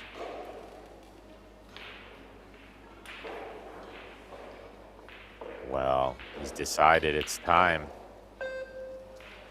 to go. He's going to try to bank this one in. Shot clock running out. Big shot.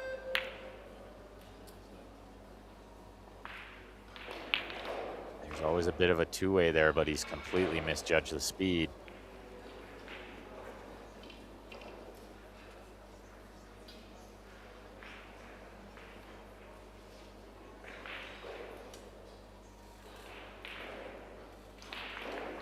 This cue ball comes naturally across to the other side rail for the 9-ball next. Should be hill here in set number 2. Absolutely nothing separating these two players. Giving the crowd what they came to see here in round 1. Not a big crowd filled in there yet, but you can see there's lots of seats. So if anybody's in the area, certainly worth going and checking out. Free to watch in person, of course, and on YouTube free as well. I know if I was in the area, I'd be right there. Nothing like watching these players up close.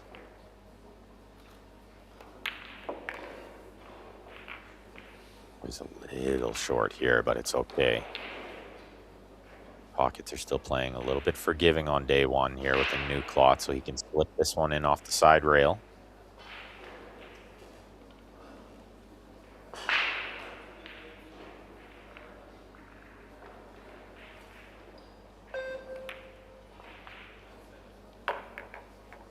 He's got it right in the middle of the pocket. 3-3 in set number 2. It's a barn burner over here on table 2. Ooh, a little warning from the referee here for Alexa. And he says, fair enough. I don't know if anybody else noticed that, but I did notice a little bit. When the cue ball was scratching, he forced it in with his cue. Referees never like that kind of stuff. No harm. I thought it was kind of harmless, but doesn't hurt to have a little warning just to make sure nothing like that happens again. Beautiful stats here, thanks to Mike. A cool stat guy. Balls pocketed per inning, 1.9 to 1.6. That's a good stat. That's a good stat. Always loved the stat from the perfect Carlo match. He ran the whole set of 8-ball, 8 racks of 8-ball. And so you'd think the balls pocketed per inning would be 8. It wasn't. It was more because he was making balls on the break. It was like 8.4. Okay, let's watch the 1. Straight in the side pocket this time. What's the 2-ball doing? It's getting blocked by everything. I think the 7's got it totally covered. Camera can be a little deceiving there where it looks like the edge, but I don't think so. And you can see him point at the push out right away.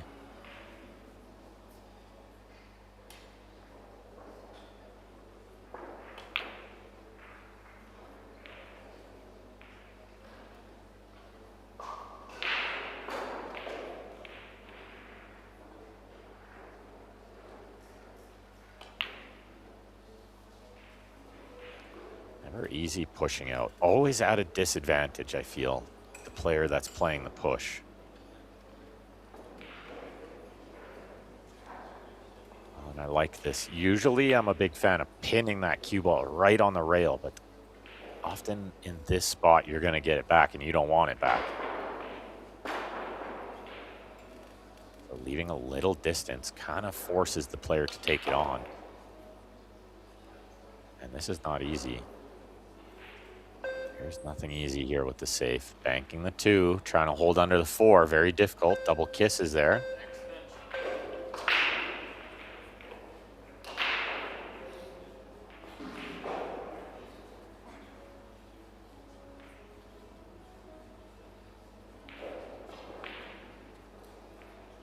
The double kiss is certainly on. Could go the other side of the ball, but then you kind of put the 2 close to the top left corner. You don't want to do that. I don't hate him handing it back. Yeah, exactly. The more I thought about it, the more I thought, I don't see anything high percentage. You should probably give this one back. Good choice, I think.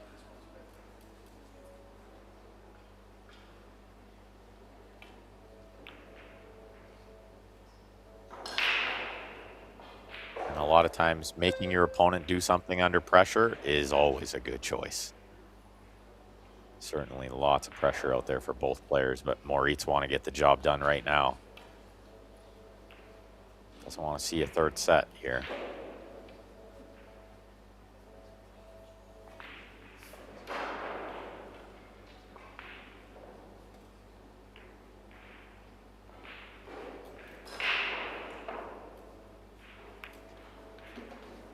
Well, I never really saw that as an option, but how good did he play that? That bare ball safety like that is so hard. Let alone from 9 feet away. How good was that?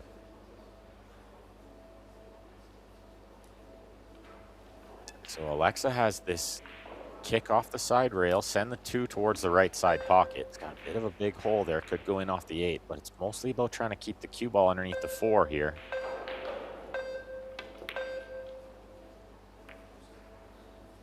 Yeah, well, and the cue ball on the end rail is not the worst thing to happen. Nothing easy here for Moritz. Does the 2 past the 8?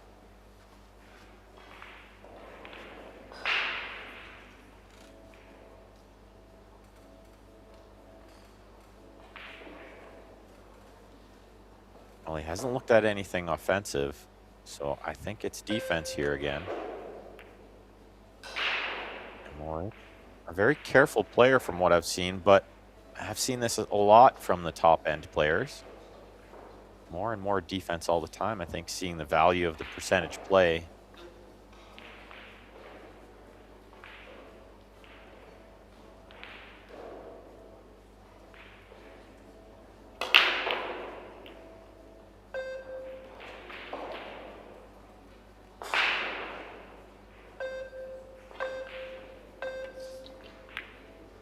Oh, there was a gap there. There's always a gap. How was there a little window between those balls? We'll never know.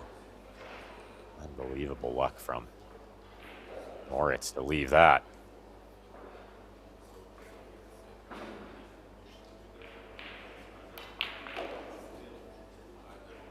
Can he see enough of this to play safe again? It's not easy from here. Trying to hold under the 9. Wow, beautiful shot again. A tap on the table from Alexa that time. He knows that was a tricky one to get right.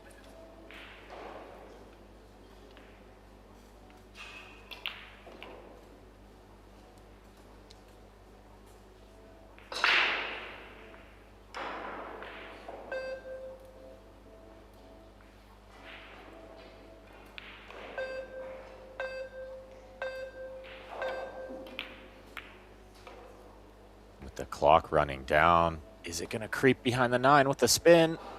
No, it doesn't. But it looks like the 2 is safe.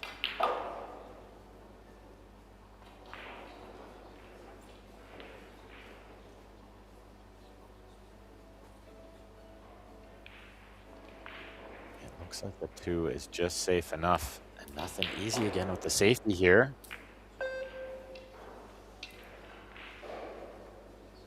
Tries to use the 9, knowing that the 8 could come to the rescue. I don't think it has.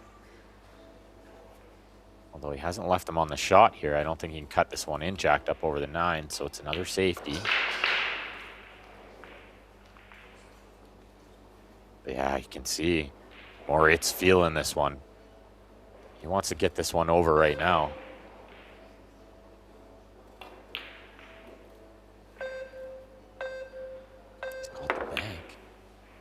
He's called the bank. What a shot. What a shot that is, and what a chance now. One more big shot away. This is a long one on the 3. And maybe having to jack up the back end of the cue a little bit makes it real tough. But if he can get it down, I love his chances.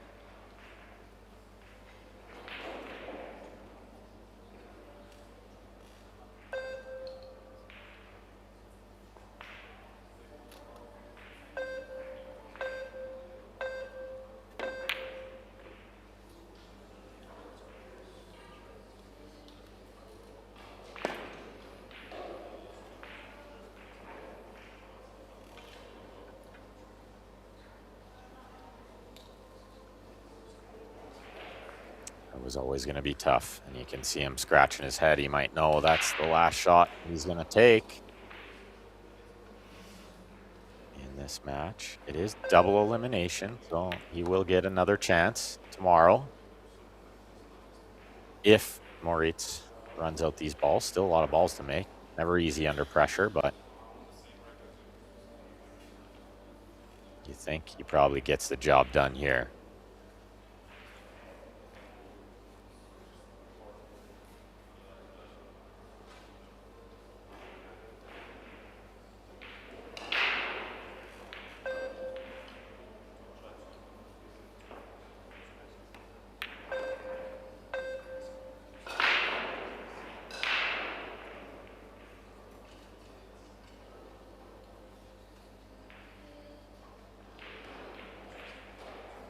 Trying to keep the backhand dry there. I know that feeling. I'm a sweater. I like to sweat when I'm playing.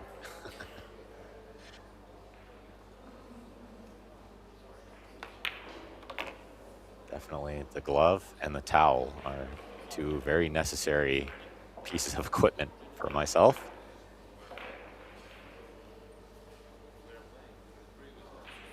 Yeah, nothing much to do here. Maybe just the 8 to the 9.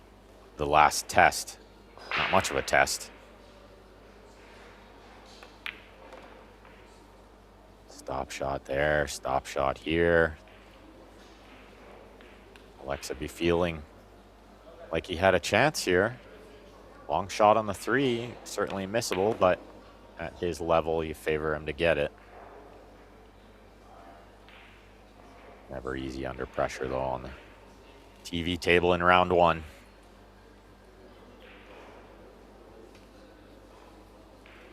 Looks like Moritz considering staying short side on the 9 here. I kind of like that because you don't need to do much from the 9 to the 10, so no need to get crazy from the 8 to the 9. Love to be straight in. Not straight in the side. Does he consider rolling this one in the side? He might. I think I still like the corner from here, but the side is okay if he's sure. Tough though, and you can see that hesitation tells me he should shoot in the corner.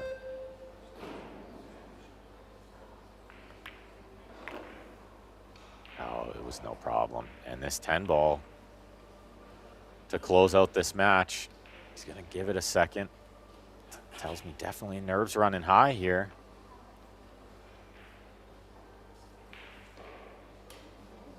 To move into round 2 of the winner's side.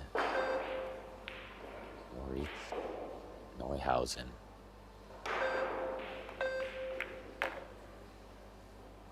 And it looks like he's going to get himself a day off tomorrow. Come back for winner's qualification on Thursday.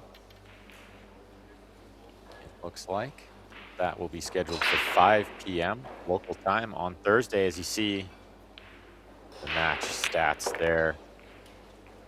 Thanks so much to our pool stat guy. And thanks so much to all of you out there for tuning in. Don't go far, everyone. We got another match coming up right away. It will be Jason Shaw taking on Se Chia Chen. They're going to shoot a couple of warm-up racks and probably get right to it. In the meantime, we have table 1 going to start right away here. Eklund Kachi taking on Wu Kun Lin. Go check that out too. I'll be back in a few short minutes, so don't go far, everyone. We'll see you all soon.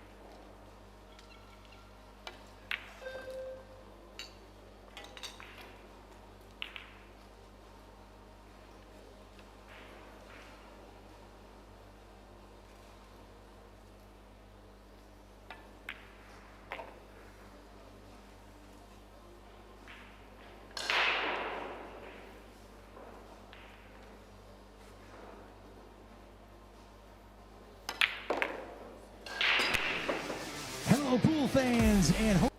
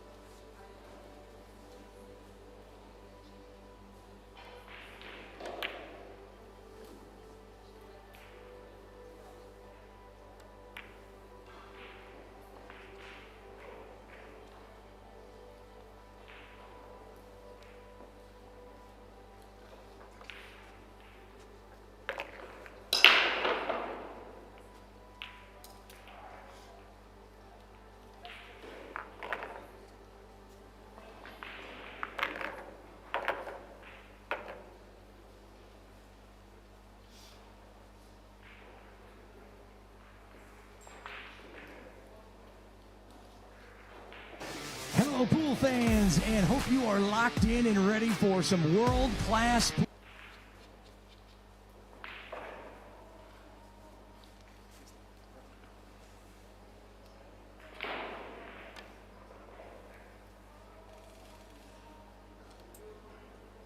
And we are back with the players lagging off. Looks like Shea winning the leg. The cue ball on the right there. They switch sides, Jason being the lefty. Great matchup here again. Shea Jia Chun taking on Jason Shaw. It's a best of 3 sets. It's a race to 4. If they tie 3-3 in the third set, we'll see the ever-exciting shootout. And if you're just joining us today, we are live. We're in St. Johann in Pongau, Austria at the Hotel Alpina, Alpendorf. We got 8 days of great action here, starting with the Billard Beckmann Men's Open today, followed by the Billiards Carrinho Women's Open and the Predator Mixed Doubles Open to come over the next 7 days as well. Plenty of amazing pool to watch. We're locked in here on table 2. You're listening to Ben Francis on the mic. And Shat to break the first rack. Looks like a dry one, and the ball's wide open with the 1 over the hole. Easy starter for Jay Shaw. Nothing to do from the 1 to the 2. Maybe the 3 to the 4. The only small amount of work. Has to watch the shirt there a little bit. It is all ball fouls.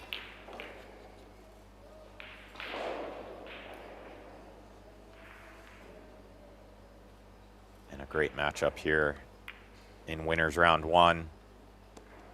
We just saw on this table Moritz Neuhausen moving on to winners qualification. He's going to get himself a day off tomorrow.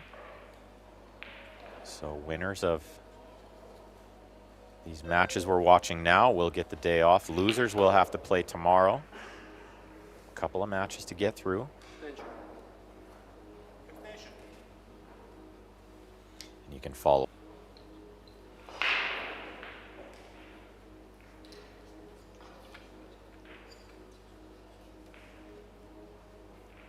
Scores and the draw are on ProBilliardSeries.com.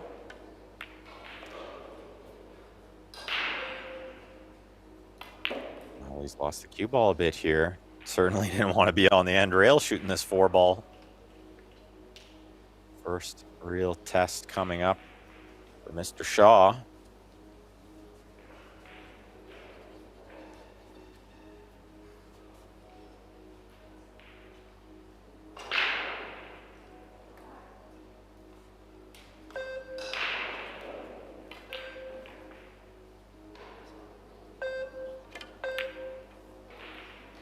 Well, he tries the safety, but he's made an absolute mess of it. Lost the cue ball almost into the side pocket. He'll be thankful that 4's trickled just far enough to make this 4-10 combination tough. And I do believe it is no early 10, so I think you have to make the 10 ball last. If he does make this combination, we're going to see it spot. And he'll continue shooting.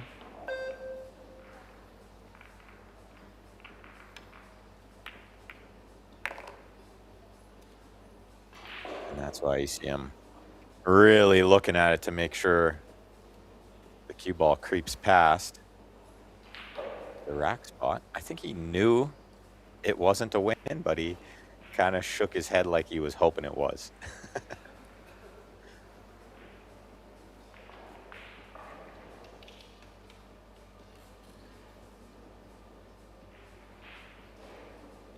This will be the last match of the evening before we back tomorrow, 1 p.m. in the losers round 1. I do believe we'll have the ladies and the doubles beginning, possibly before that. Let's take a look and see if we got a draw, which we do for the women's. Stop shot here. Looks like can't do too much more. He tried to do a little too much more. Did you see that? He tried to cheat the pocket a bit and draw the cue ball over. Can't do that on this tight table. No way, no how. Looks like we have 10 a.m. matches, Austrian local time, in the ladies division scheduled. Draw is up on ProBilliardsSeries.com if you want to go check it out.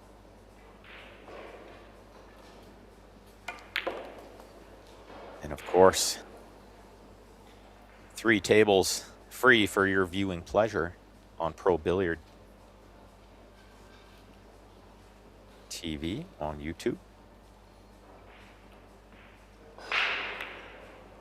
Big thanks to Predator and all those great sponsors for keeping these streams free. I'm a huge fan of that. I think it's the only way to grow the game. Shaw might just have to take his lumps here, play a stop shot, take a little cut on the 9. He wound up to do a little extra, draw the cue ball over. Maybe the same cut shot, but being much closer to the ball should make it a little easier. Mind you, left-handed. He's reaching a bit. A bit of a tall lad, so no problem. Does this get there? It does. Beautiful speed control. Good sign from Jason Shaw out of the gate here.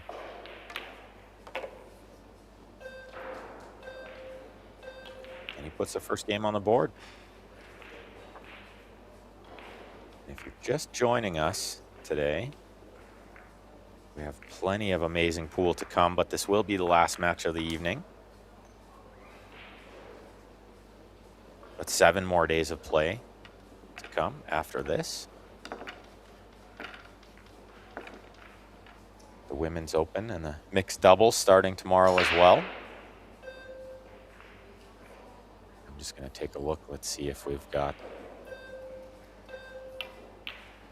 a doubles draw up here, which I'm sure we do.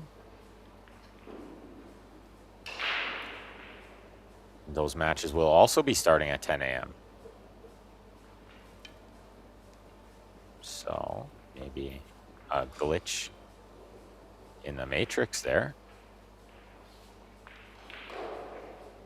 6 p.m. rather for the doubles, my correction. I'll figure out this time change eventually.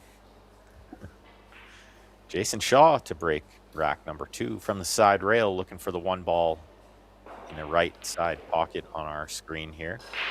Maybe a 4-railer into the bottom left. Balls are getting kissed all over the place. Cue ball getting kissed towards the corner. Stays dry.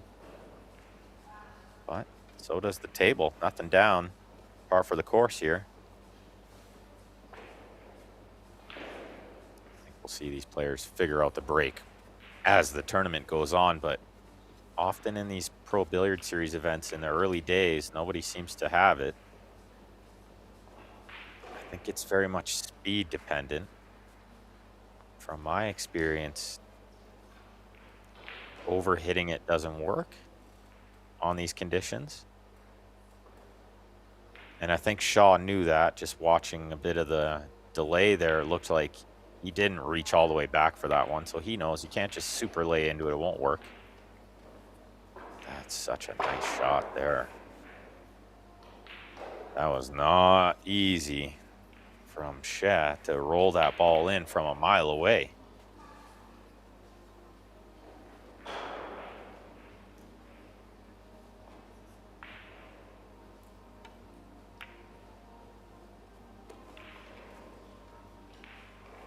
And they all go. Looks like the 5 will pass the 8. Pretty comfortable.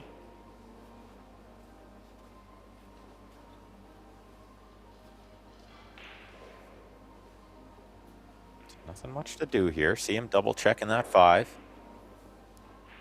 Maybe not super comfortable, but I do think it has enough room.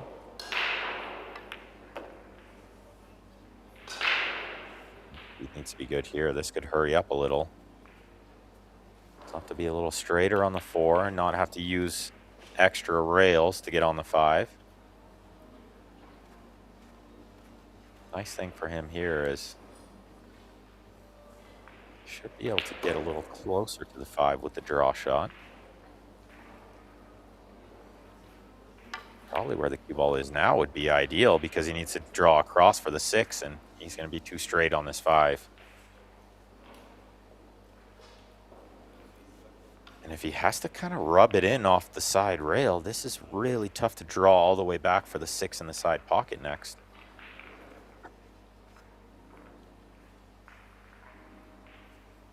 Easy to rattle this one just a little bit.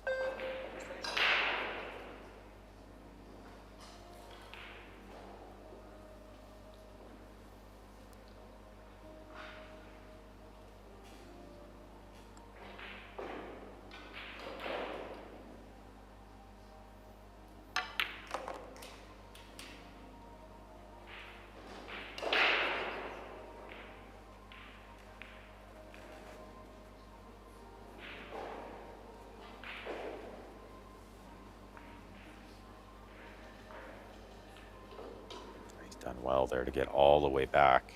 Not easy to draw that all the way back when the 5 only had a fraction of the pocket.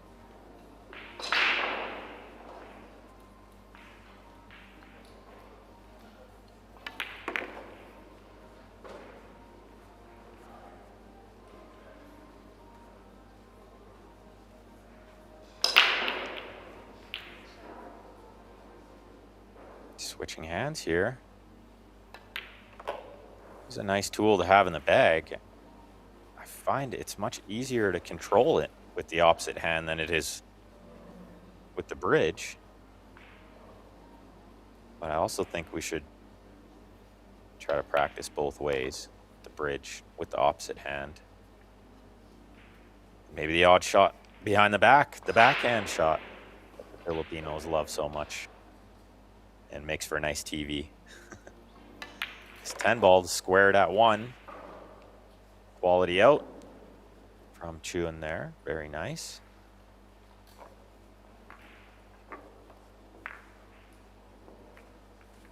And as mentioned, we are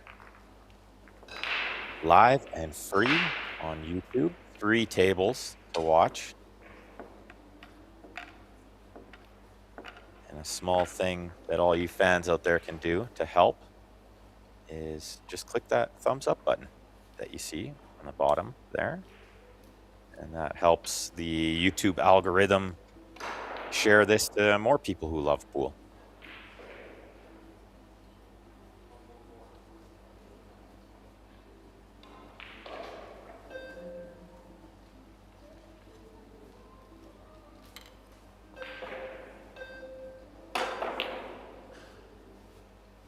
I'm going to break from the other side from Shaw, and that's pretty normal. Lefty versus righty here.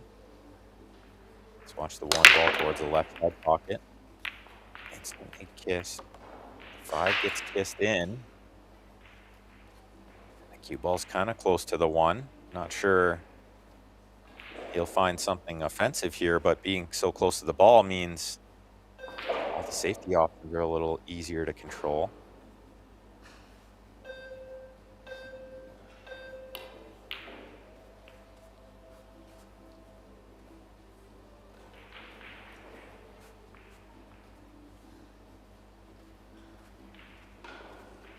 So let's see what he chooses. Could consider cutting this 1 ball in, and I like staying on the offensive here. We've seen Shaw come up with everything from everywhere. So I'd rather keep him in his chair. And a lot of the players at this level, so good with the kick shot, so good with the jump cue.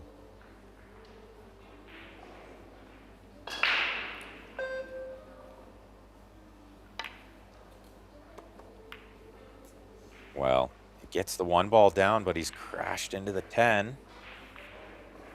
Holds his hand up, an apology to Jason because he knows he's a little fortunate to be seeing this 2 ball. Mind you, nothing easy from a mile away and a bit of a blind cut. These Taiwan players are so accurate though. Chen from Chinese Taipei, and we've seen so many amazing players coming out of Chinese Taipei. Obviously,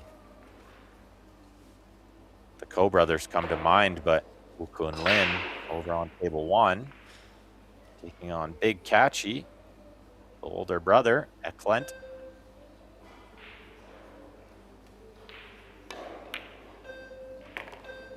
But so many talented players coming from Chinese Taipei. They just shoot the eyes off the balls, kind of like that shot. What a shot. Not just to pocket the ball, but the position on the 3 is premium. Nice and close and straight in.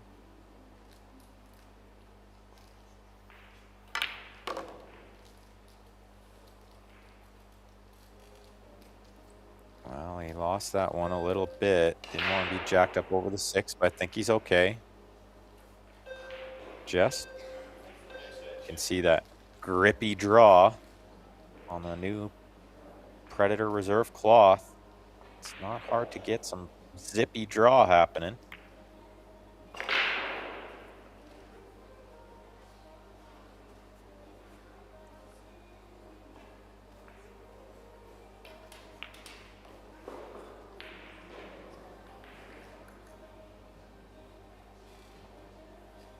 It is double elimination format to the last 32, at which point it'll switch to single elimination.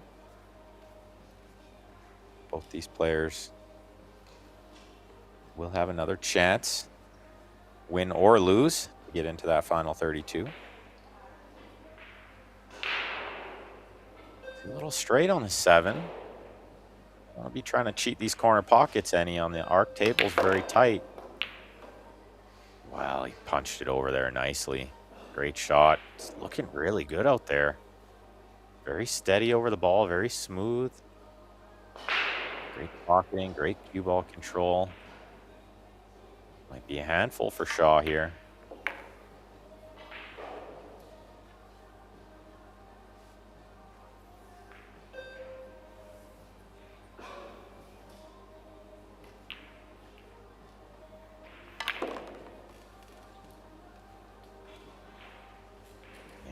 Effortlessly moving the cue ball around.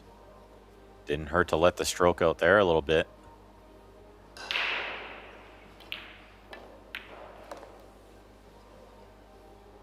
Another quality out. Good stuff. A couple nice shots. Shot on the 2 in particular was very good.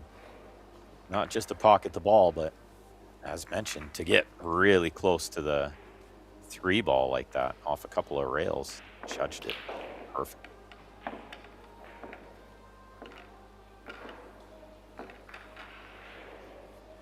We got most of the big guns in the field this week, but one name I did notice not in the field was the great SVB, probably on a lake somewhere.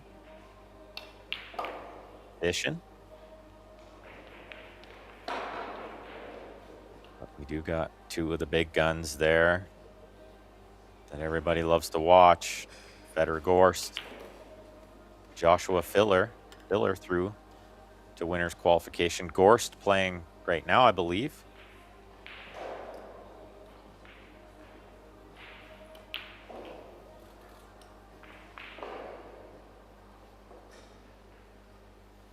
Chun to break rack number 4.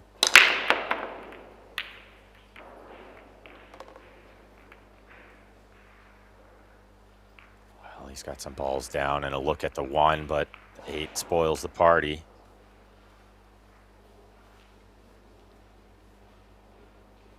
From this angle, it looks like maybe he could change the cut on the 1 to make the 8, but I don't think so. From the other angle, it looked like they were too close together. I don't think you can cut the 8.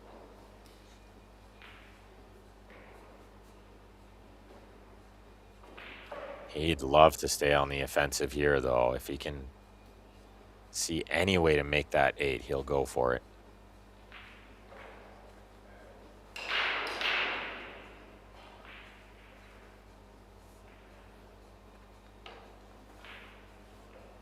I think it's a safety. I think he's going to try to spin the cue ball down table and kiss the 1 off the 8 to leave it on the top rail. Well, he probably thought it wouldn't stay over the pocket like that. And he tried to get underneath the 10. It looks like the 4 is in the way here. Still a good shot. Good speed control of the cue ball to leave a lot of length.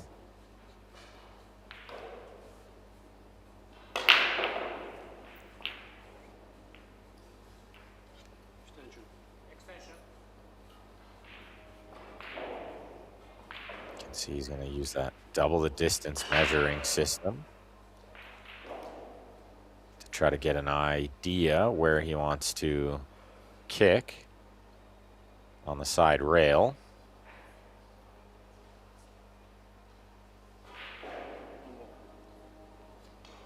And he's going to call it in that corner. And you saw him measure across the top of the ball there, because that's the side he needs to hit.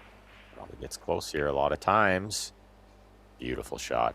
He knew coming across the top of it, he can get safe under that 5 a lot of times, and I think he did. What a beautiful shot from Jay Shaw there.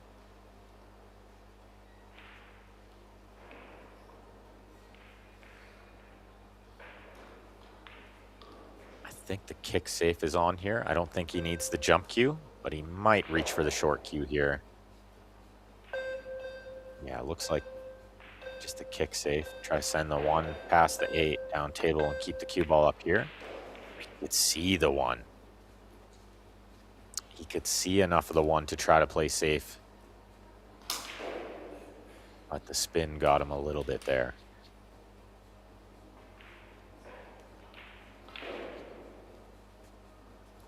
And with the 2 over the pocket, if Jason can find a way to see it after he makes this 1, you got to love his chances here in rack number 4.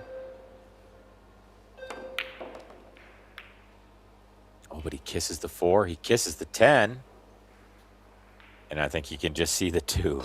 He's held up his hand, apologizing a little there. Knows he got a little fortunate. Didn't want to kiss the 4. Definitely didn't want to kiss the 10.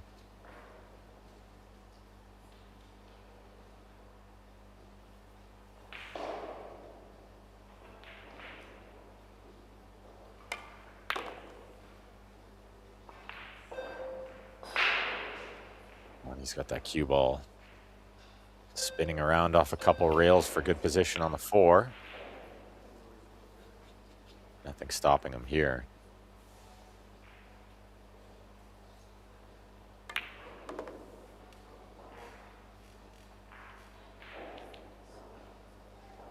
Held it nicely off 1 rail. Got a lot out of it. I think he's a little straighter on the 5 than he would love to be, but it shouldn't be a problem.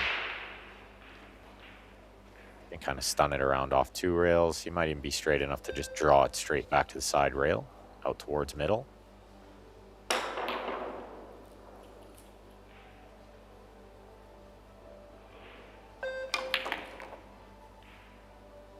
Okay, he had some angle to go forward off 3 rails with the inside spin. He got a lot out of it. More than he wanted, and this is much thinner on the 6 now.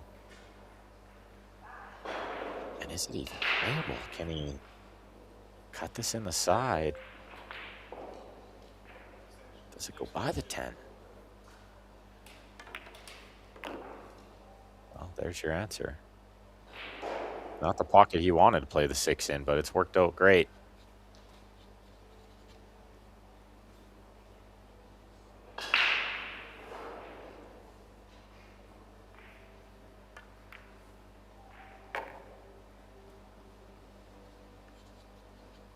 Both these players looking really good out there. Good control of the cue ball. Moving it effortlessly around. Pocketing looks good. This could be a lot of runouts in this match, I think. But maybe from dry breaks.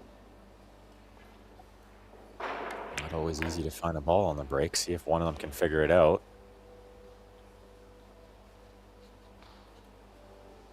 Looks like a good angle here to go to the top rail and straight towards the line of the 10 he needs to be on.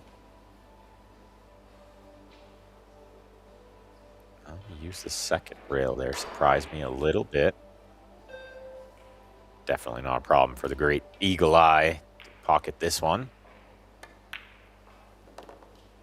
It's right in the middle. And it's 2-2.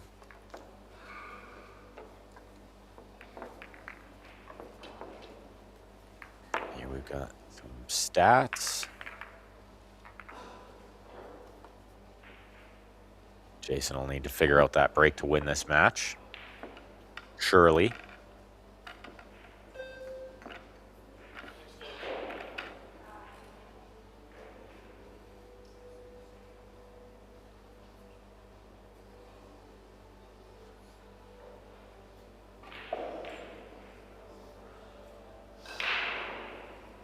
See those seats in the background there fill up as the days go on, but it's a little early here still on Tuesday in round 1.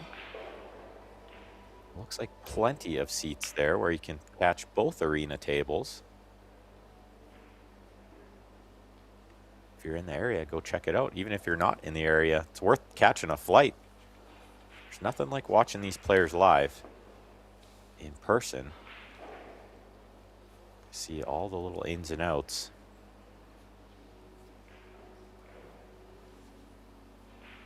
What was Shaw taking a look at there, you wonder? Breaking from this other side. He switched sides to the side Chun broke from, and he lost the cue ball off the table. You don't see that too often.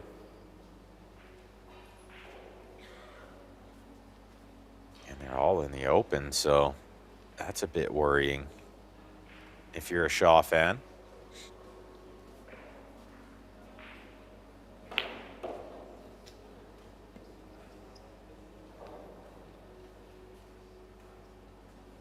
Not super easy on the run out here. Lots of cue ball movement. The 2 to the 3, not easy, and then the 4 to the 5 a long way away. So we'll see if he can navigate this one to try to get himself on the hill here in set number 1.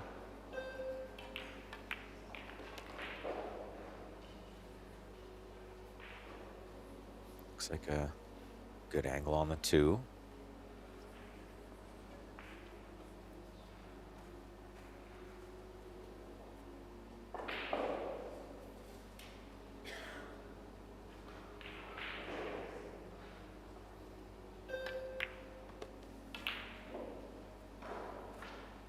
Good angle on the 3. He'd love to be closer to this 4 ball. Makes drawing back quite a bit easier.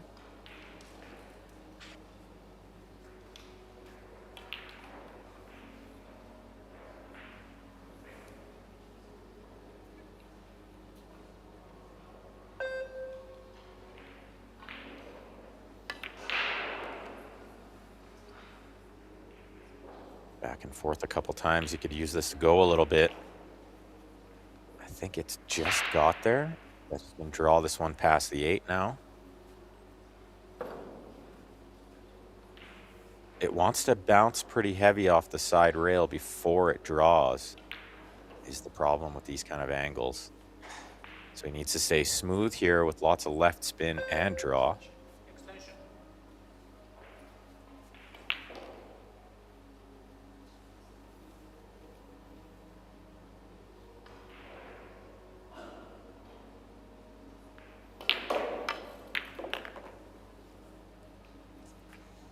Yeah, and even with how smooth he hit it, still couldn't beat the 8 ball there. He held up his hand because he wasn't trying to go into the 8, but it's still not easy.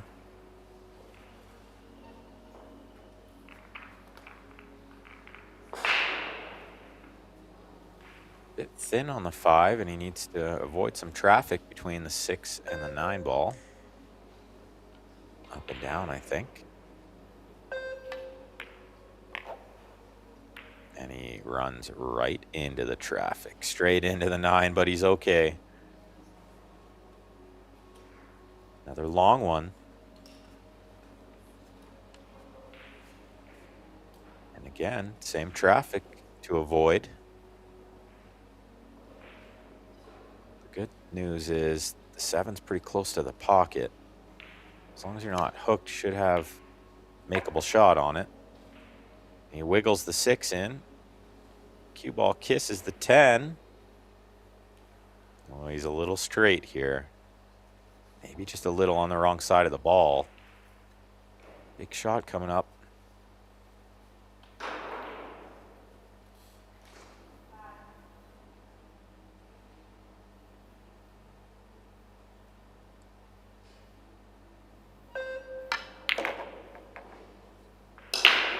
Really well done. So smooth with the draw shot. Made it look super easy. And it was not.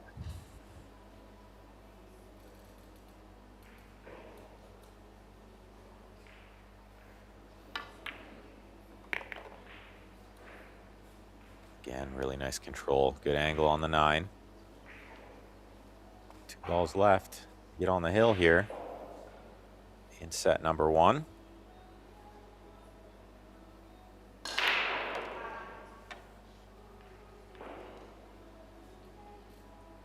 Well, and just looking super confident out there. Playing really, really good. I think Jason Shaw will take notice.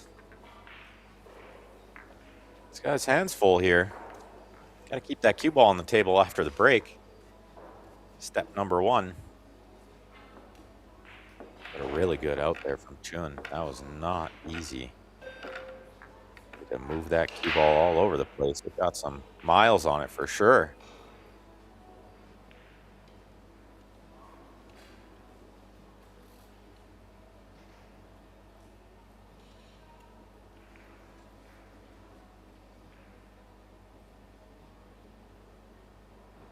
And it is winner breaks out here, of course, on the Pro Billiard Series. So he'll break, try to win this first set.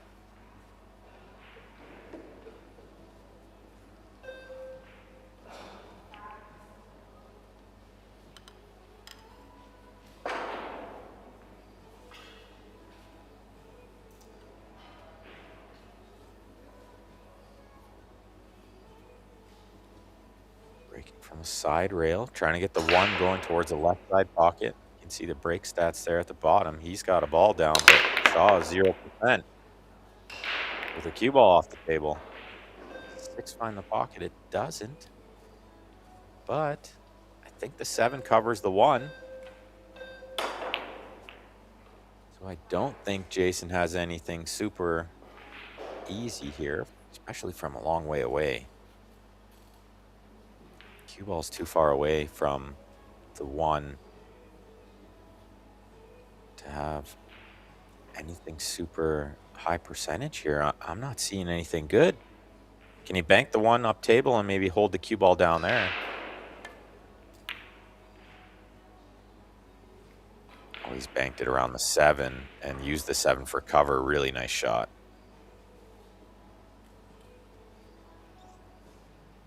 Very nice shot. Let's see if the jump cue comes out here, or will we be kicking this off the right side rail? Kind of like the jump bank towards the bottom right. A lot of ways to get safe there.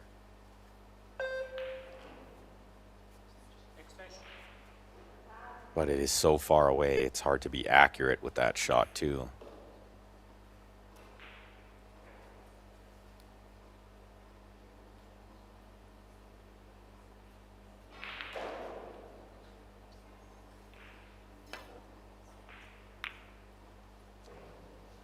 Well, he's hit the 1, but that's where the good news ends, because he's completely laid it up for Jason here.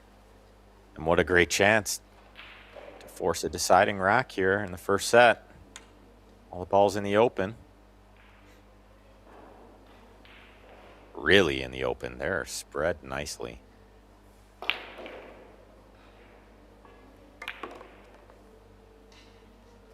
First shot not easy, but you can see he has no fear of this man.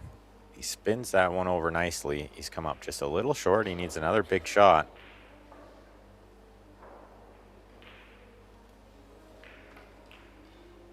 Yeah. Not ideal position.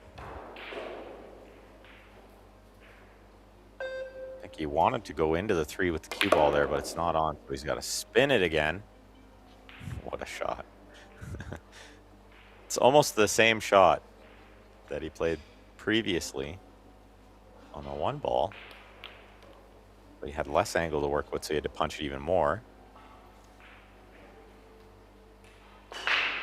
Maybe one more good shot away from winning this rack. If he can get to the 4, or the 8 and the 9, which it looks like he has.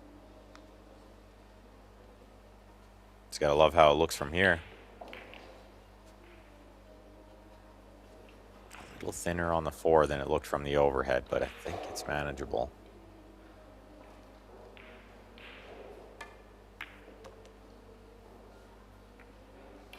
Doesn't want to kiss the 7 because now he can freeze on the 5. Look out. He's okay. Could have gone all wrong kissing the 7 like that.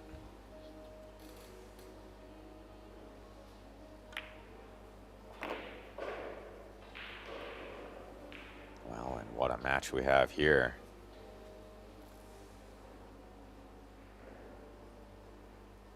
Not much separating these two players except maybe that stat on the bottom of your screen there.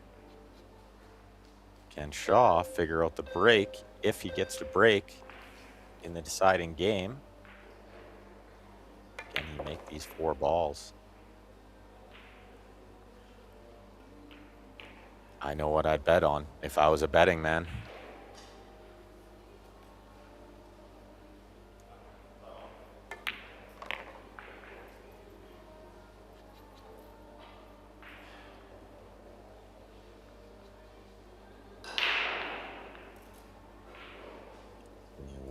In the background there. Let's take a look over on That one looks like he's lost the first set.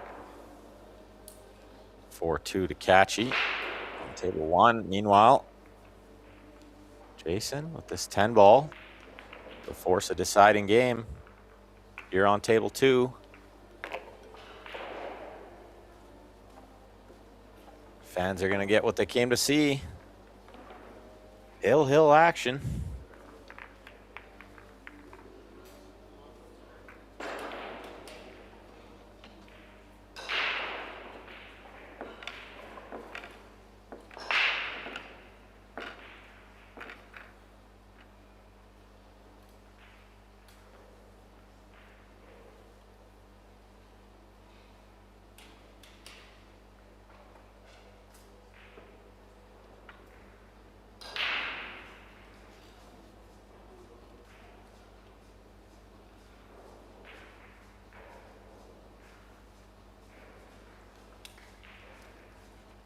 Mr. Shaw to break rack number 7 here in set number 1.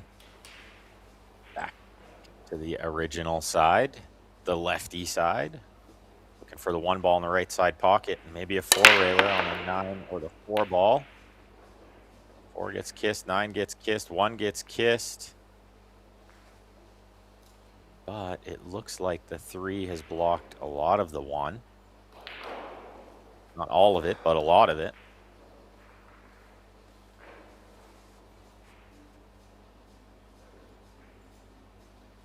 Possibly there's a bank on into the side pocket, or more likely the top right, but I think he plays some kind of safety.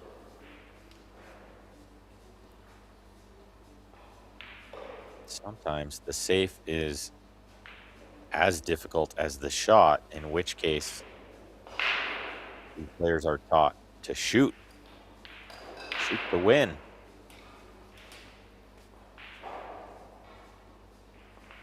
There's a kiss on the 5 as well, but I really don't think he plays that. It's hard to control where the 1 and the cue ball ends up.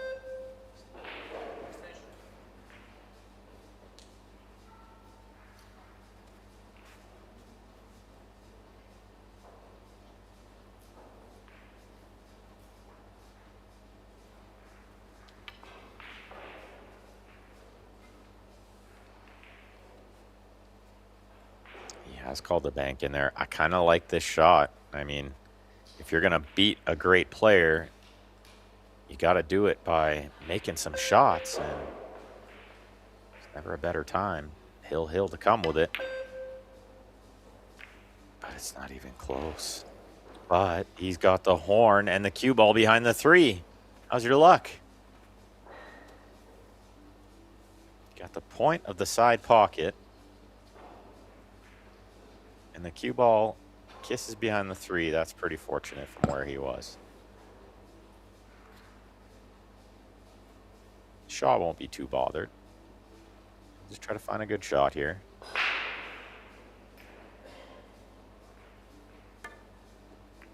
A lot of times you can end up behind some balls here. Look at this. I'm not sure he was trying to thin it. Yeah, and judging by the hand to the side, was not trying to thin it and end up like that.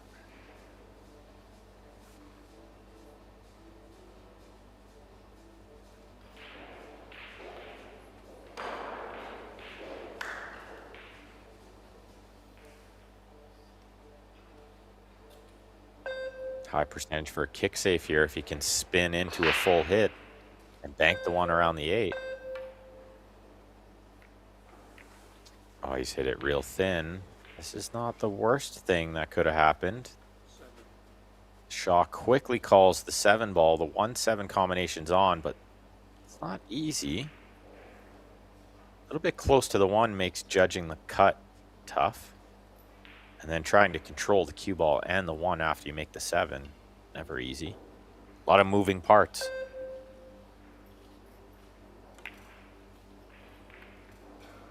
First things first, got to make the 7. Close to the 1 ball like that made it very tough to judge how much to cut it. If you're shooting it to an open pocket, a little easier because you got some room to work, but shooting to a combo there, you got to be real precise. You got to say this is a real good chance now. See if he can figure out getting the 7 in and having a shot on the 1. Is he playing the billiard with the cue ball onto there? I can't say I loved it because it wasn't a sure thing to get a shot on the 1, but it couldn't have worked out better. He's got the 1 right over the pocket.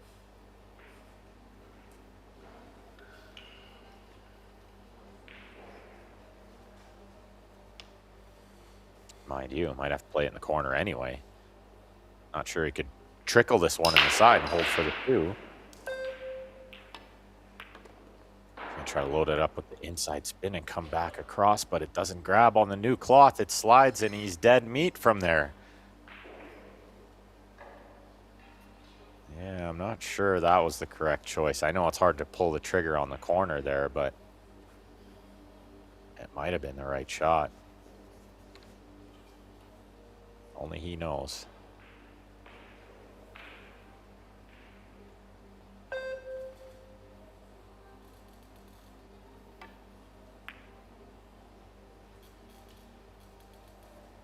He still had a great chance for a kick safe, but it's worked out. Not good at all. He put it right over the pocket. Worst case scenario.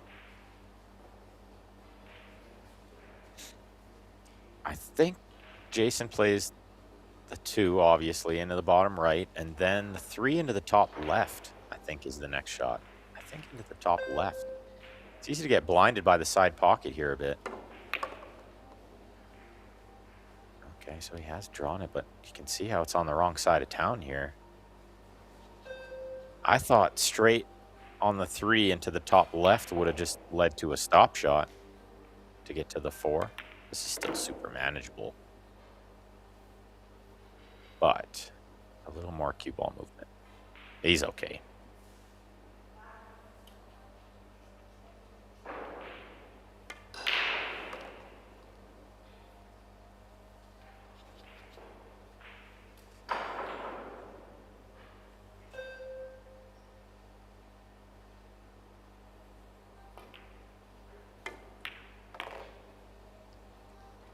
Oh.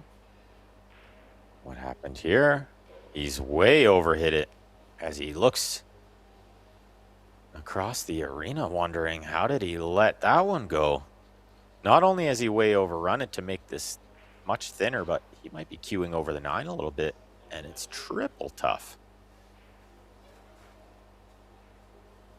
Can he even take this on? He might need to chip the 6 to the end rail and send the cue ball towards the 8. You hate to let your opponent back to the table when you just had a wide open look, but you got to play the right shot. Yeah, I see him jacked up over the 9. Makes this way, way harder. Yeah. Towards the 8. Is it going to get there? I don't think so. Yeah, he really had to find cover there, too. Can't let him see this ball, and he let him see the whole thing, I think. Might not like his next shot. Cue ball underneath the 10 here. It's pretty high percentage.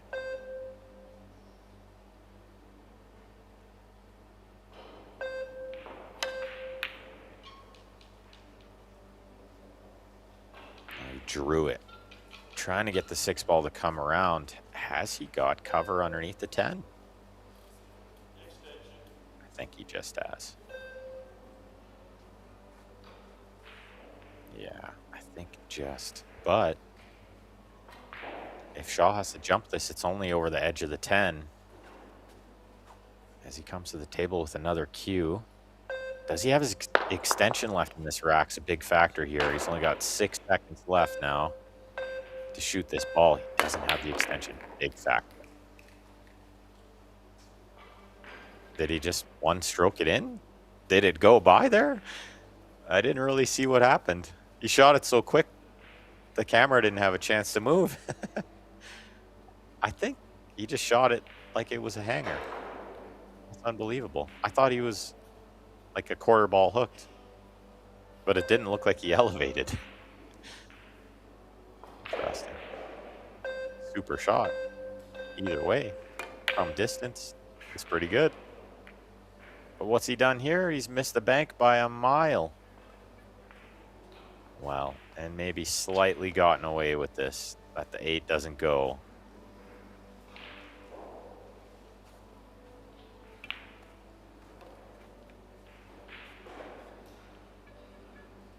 But a pretty routine safety. Kind of what I thought last time.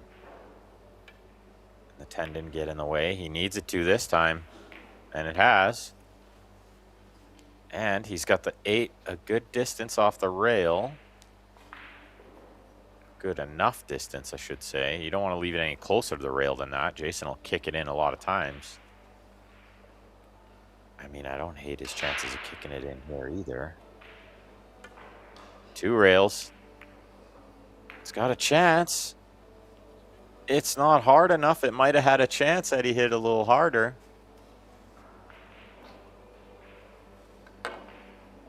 Wow, that's going to be the end of this set. 9's over the hole. 8's over the hole, and the 10's too close to the pocket to let this one slip. As he goes rail first to make the 8.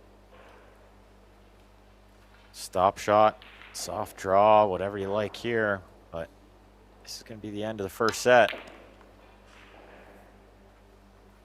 And a really great performance here from Chun. I thought he played fantastic this first set. Just superb.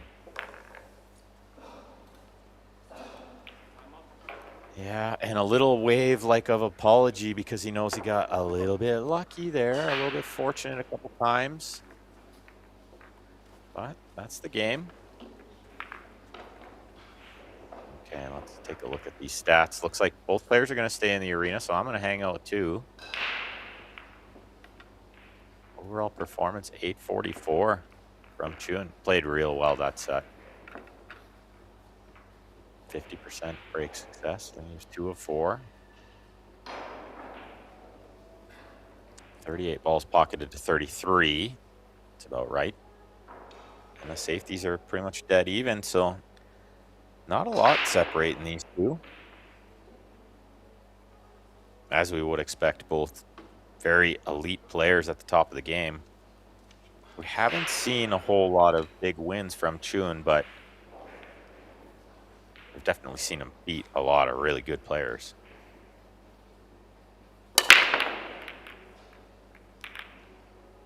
Let's see if Jason can figure out the break. Doesn't look like it to me.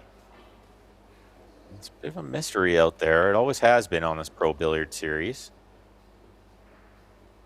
which is something I absolutely love about it. Might be one of my favorite things about these PBS events is the hand rack triangle referee, because it just adds that nice safety element to more of the games. And I love that part of the game. Safety exchanges with the kick safeties, the jumps.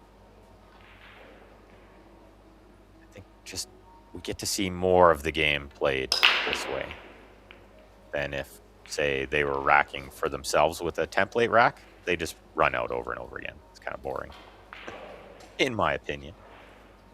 Push out there has left Jason with kind of a touchy safe, but I think he just rolls this cue ball up to the 3.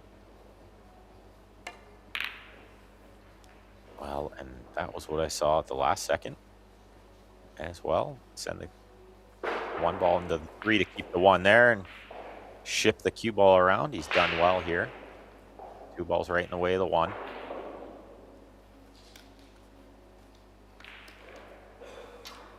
Looks like the 1 rail kick is on here for Chun, maybe just trying to get some separation. He's called the bottom left corner of our screen. Okay, maybe 2 rails. I like the 2 rails here. It's a bigger ball.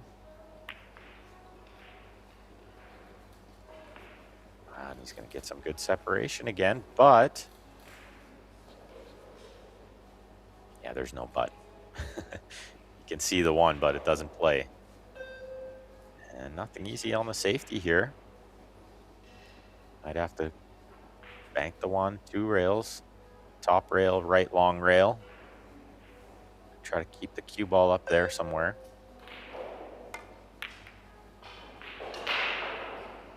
Well, he's kissed it off the 6 and held underneath the 5, 4, 7. What a beautiful shot that is.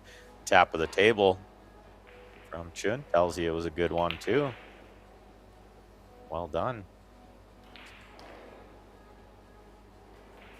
No easy escape here, but I think it's got to be one of the end rails. I don't think the side rail's a good escape here. I think one of the end rails gives you some chance for safety.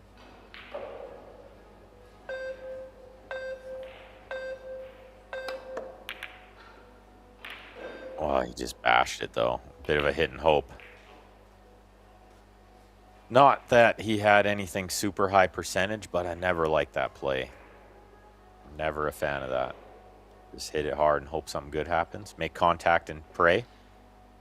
Doesn't often work out.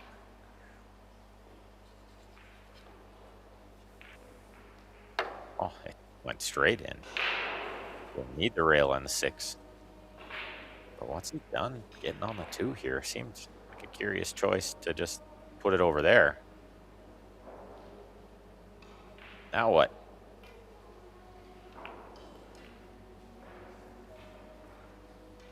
He's called the bank between the 4-8.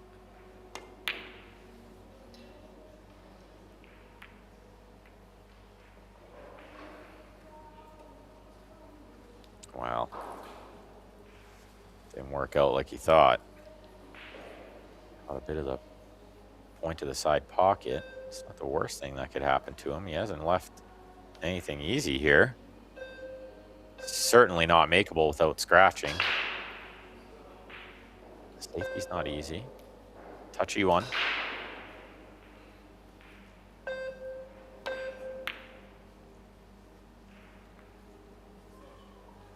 Oh, pretty good shot he found there to bank the 2 ball around like that. 2 ball underneath. You see Shaw tap the table. It's just the players' show of respect for their opponent making a good shot. I've always loved that. It's a gentleman's game. Shouldn't be shy to tell your opponent when they played a good one.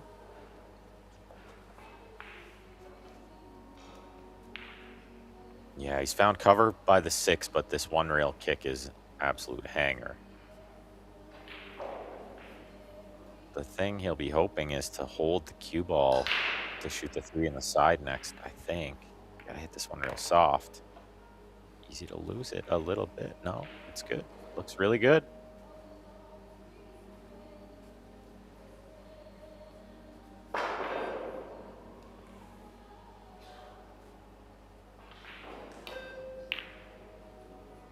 Yeah, and hard to tell if the 4 passes the 9, but I think it does. He didn't go over and look at it. So that tells me it goes. Often the player will look from both sides of the ball, behind the pocket, all over the place, see how much space there is. He did none of those things, so that tells me it's got a mile of room there.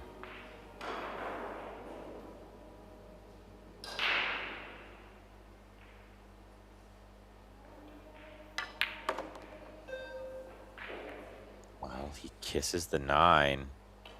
Not as intended to kiss the 5 as well. Hand to the air again. A few times we've seen that in this match. Balls are definitely rolling his way, but they tend to roll your way when you're playing so good. Which he is playing fantastic.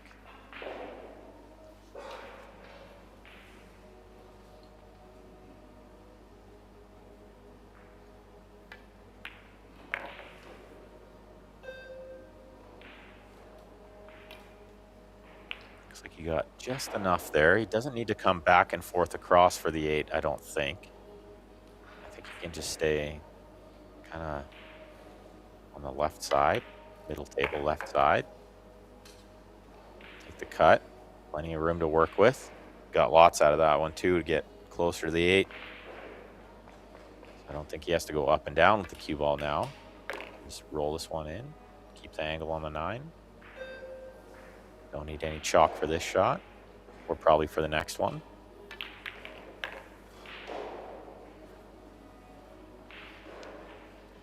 Never hurts though.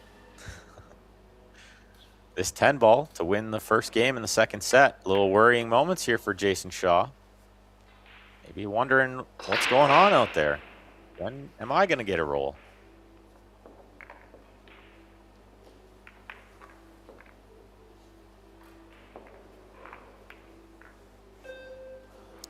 are live. 3 tables to watch on Pro Billiard TV, thanks to Predator Pro Billiard Series for the free streams. We have commentary, as you saw there. My name is Ben Francis on table 2 here. And on table 1, we have the great Eric Horlefson alongside George Teachea. Currently on the mic on table 1. A couple legends of the mic over there. Worth going and listening to them too. I'm sure that'll be what I'm doing as soon as this match is over. I'll be going back watching some replays.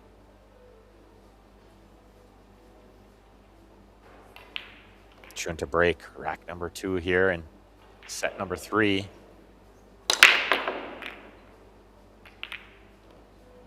Can he get a ball? It doesn't look like anything's going to find the pocket, but the 1 is buried. Kind of the way pool is. Like when it rains, it pours, you know? Seems that way for Jason right now. Just not getting any good looks currently, but it does often flip around if you hang out long enough.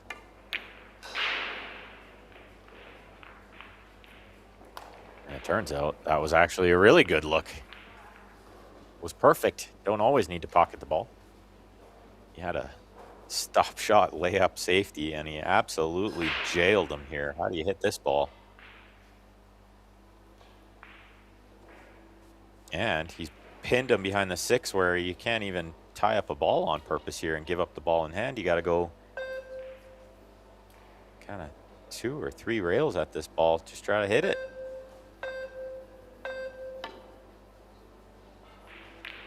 Well, what a line he's found, and he made the shot. Are you kidding me? Unbelievable shot. He called it.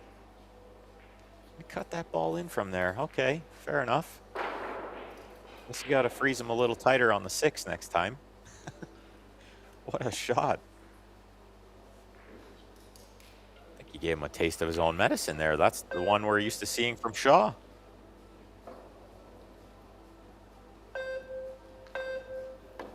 Safety here, I think, underneath the 10 with the cue ball. And he's got it. Yeah, Shaw's got to wonder if it's maybe just not his day. Maybe just see if he can get through tomorrow. Maybe the balls will roll better tomorrow. We got some chances in the first set, though, and I always try to take some accountability, so... I mean, easy to say that the balls aren't rolling his way, but they don't tend to do you any favors when you let a couple chances slip away. He's got the short cue out here. He's going to jump over the 10 and try to split the gap between the 3-7, or is he double jumping this ball? Oh, we need the other camera angle. He double jumped it. That might be one of the best shots you ever see in your life. What's going on over here, guys? Unbelievable. He said to Chun, oh, you got a shot? Check this one out. Oh, I'd love to see the replay on that. Holy, what a shot. He did. He double jumped it. That's the Jesus Atencio double jump shot. Oh, this man never ceases to amaze me. Every time I turn around, he's playing a shot I can't believe.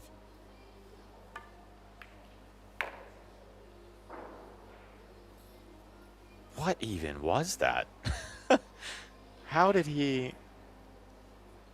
was so close to the 10. Just to get it over the 10 wasn't easy. Let alone double the jump with accuracy. This guy is born on a different planet than the rest of us, folks.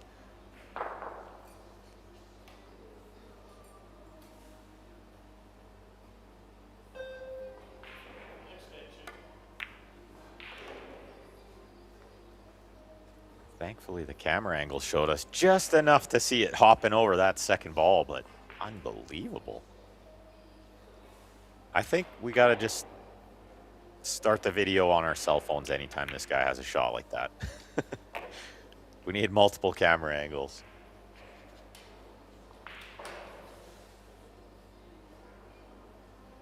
And it looks like he's going to take full advantage, clean this one up. That might be the little turning point he needed. And I think all great players are always looking for that when they're trailing. They're always looking for that one moment that can turn it all around. I think that might have been it. See if that fires him up a bit. Obviously, we'll need to figure out the break. Making a ball in the break, maybe the most important thing. You can make all those double jumps you want, but if you don't get a look after the break, you're not going to win too many matches.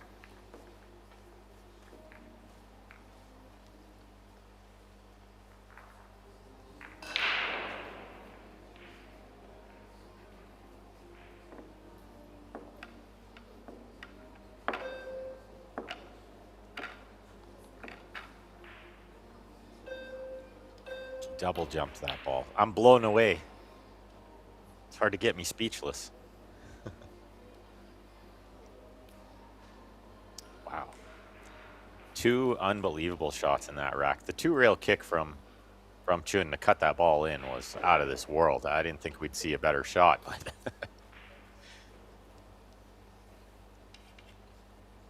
Unbelievable.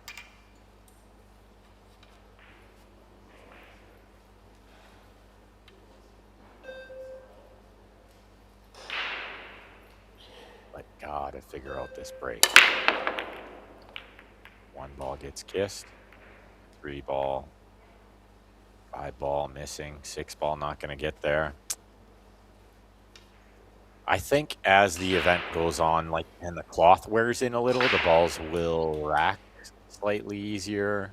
You know, they kind of get a spot where they sit better. And, yeah, they'll figure it out as it goes on.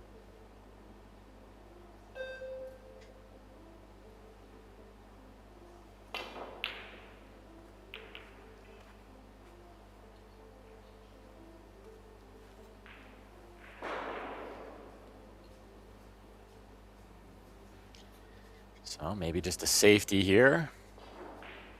I don't think he could kiss the 9 in or try anything crazy, so maybe the cue ball towards the 3. The 1 on the other side rail. Those kind of safeties are nice because, as you can see here, even if it goes wrong, hard to sell out.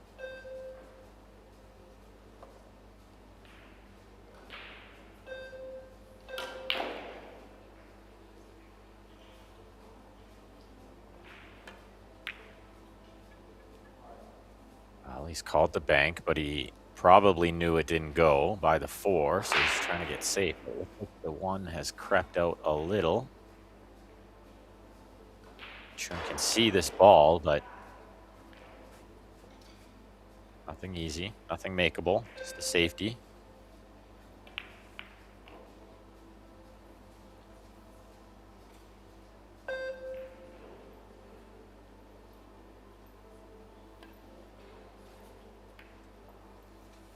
Oh, he hit it pretty slow, hoping that the 1 would bank towards the 3, but it might have rolled out just a little, which can easily happen when you're hitting it that slow. That's a lot of distance to cover at that speed.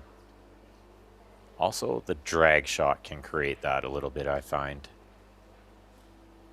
And it looked like he loaded up on the drag shot there.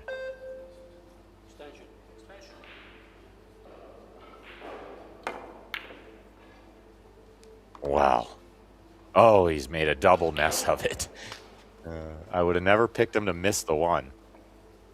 But the miss on the 1 is what caused the scratch. If he made the 1, cue ball goes somewhere different.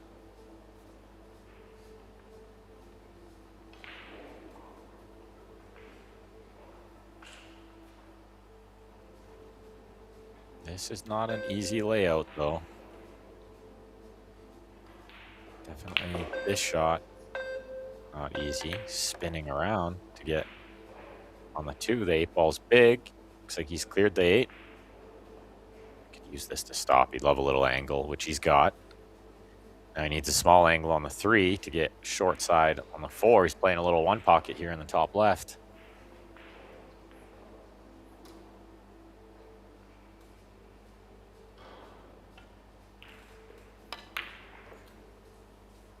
Wow. Looked a little quick on the delivery there. He's been pretty smooth this whole match. Maybe the pressure's starting to build a bit after the out from Shaw in the last rack.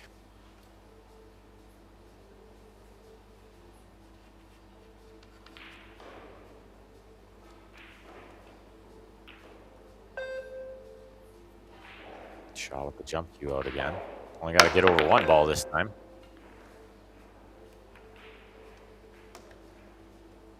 Didn't miss it by much. And hasn't left anything easy, but shouldn't be happy to be at this table again. After he missed the 2 by that much, he's a little fortunate. The 8 came in the way, and then a little fortunate shot and make the jump.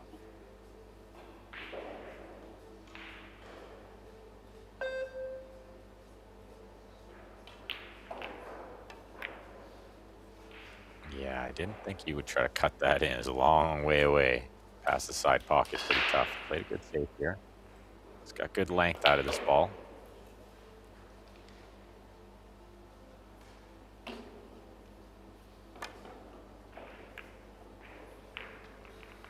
How's this shot from Shaw? If it doesn't scratch, it's gonna scratch though.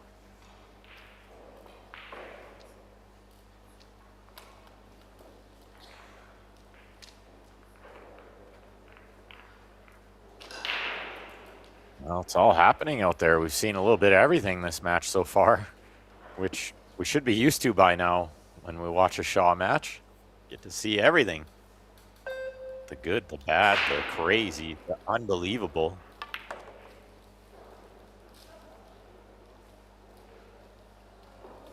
Another chance.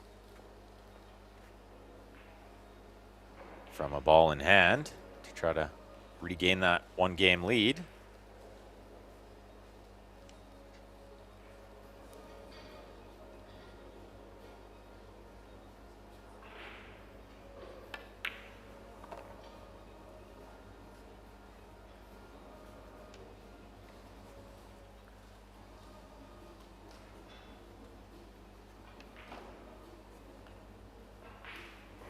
Good angle on the 4. Ball's coming pretty natural towards the 5. See how he plays it. He's going to draw it off a couple of rails.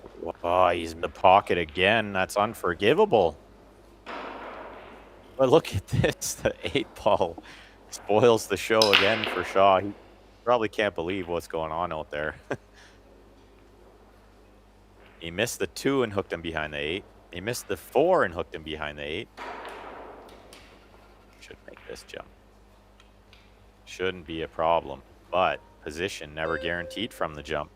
And you can see the bridge a little awkward. See him move his hand there. The 10's in the way a little bit. That changes things. That changes controlling it. But look at this. It's going to creep by the 8, and I think this just goes. I think you can just spin this 5 in. Maybe a touch of right spin. From that other camera angle, it looked like just.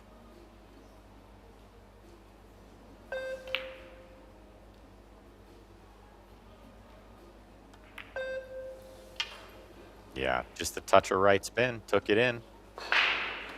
Did the 8 move? Oh, the 8 moved. The 8 moved. I didn't see it, but Shaw saw it. I'm sure Chun saw it too. A 3rd ball in hand in this rack from Chun. You got to think he's getting out this time. What a weird game. What a weird game this one's been.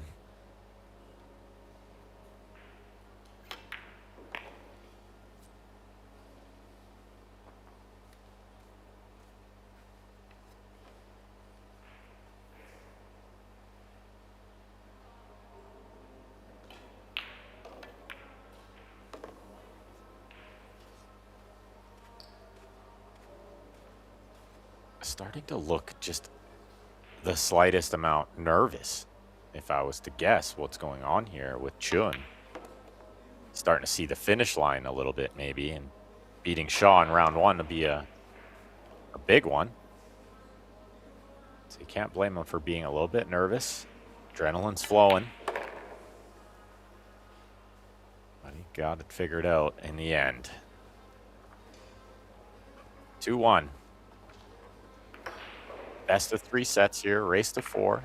If it ties 3-3 in the 3rd set, we'll see a shootout, which I'm sure we'll see a couple of. Always a few exciting ones at these events. And a ton of prize money up for grabs. $125,000 in this Billard Beckmann's Men's Open Prize Fund. And the winner is going to take home $37,500, which I think is absolutely incredible with the direction pool is going. And obviously can't thank Predator enough, but all those amazing sponsors that you see along the arena boards coming together to help boost the sport. Give these players something to play for that they deserve. They're incredible athletes, very talented people. The game is so difficult.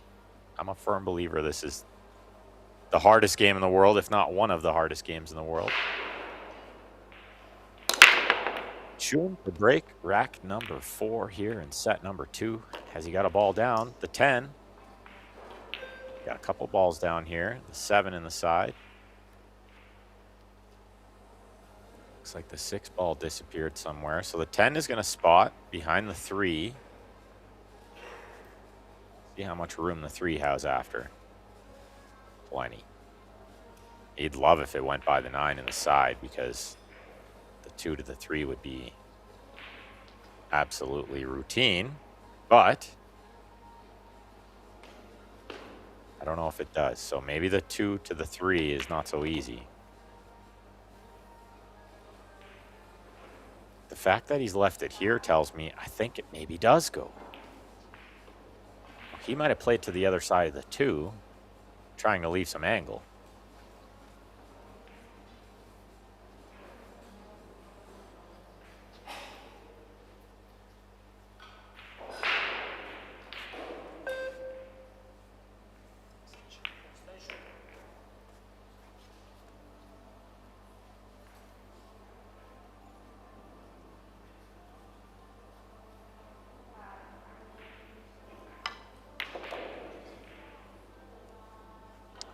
Bit on the wrong side of this ball, though.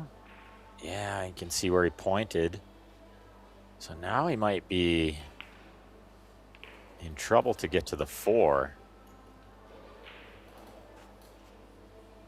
How do you get to the 4 from this angle? Draw it off the side rail. That's super tough, because if the 3 only has a little bit of the pocket, there's a lot of things to look at here. Okay, he kind of just took what he could get there. I thought he might go for a little bit more, trying to get closer to the 4.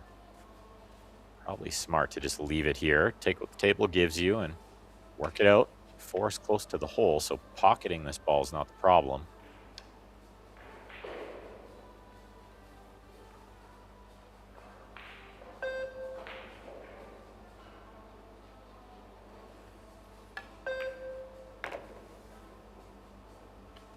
Position from the 4 to the 5 was the problem, but he's done okay. He's got to look at the 5.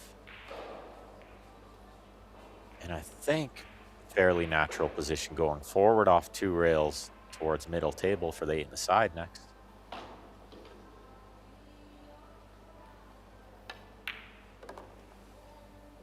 Yeah, and it was pretty natural. You look at that. The speed is really good too.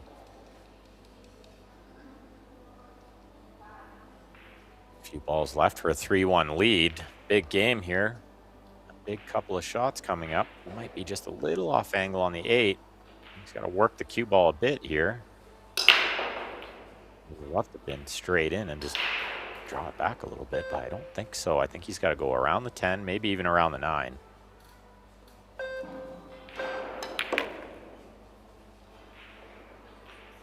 How's the speed this time? It's good. Nice tap of the leg there from Shaw, too. He sees a good shot.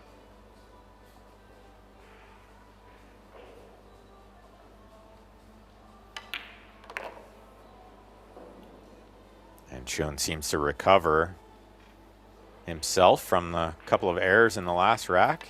Looking smooth out there again and very confident and on the hill in set number 2, trying to put Shaw to the one-loss side early.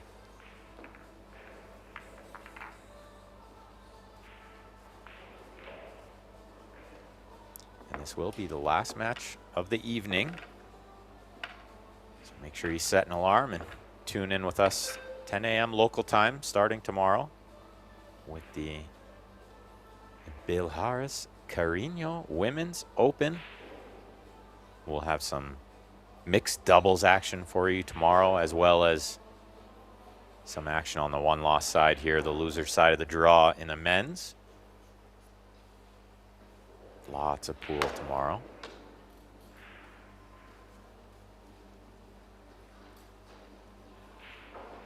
And the draw for those 2 tournaments is now live, and you can catch all the live scores on ProBilliardSeries.com.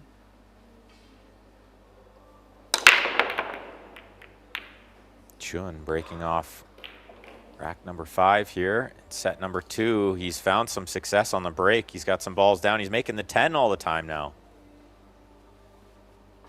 Spot it. Does it spot in the way? I think it might. I think it might.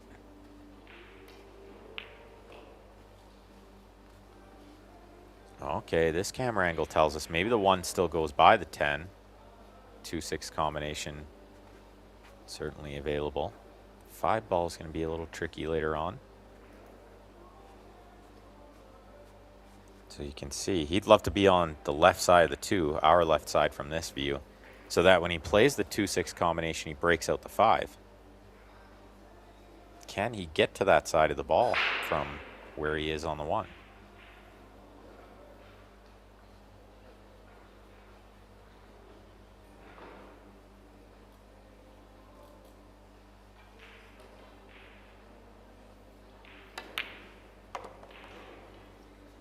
Oh, he punches it in nice. He needs this one to go.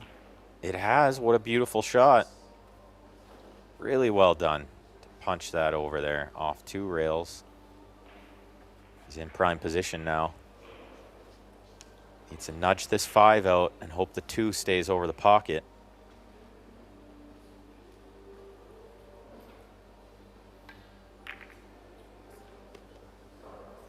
Well, he's almost missed the combo on the 6. I think he got a little fortunate to make it. I think he missed it and it caught the horn on the way back and then kissed the 6 in. Certainly been rolling his way in this match. A firm believer, excuse me, that you create your own luck. And he has played really, really well. Fortune favors the brave, all those things, right?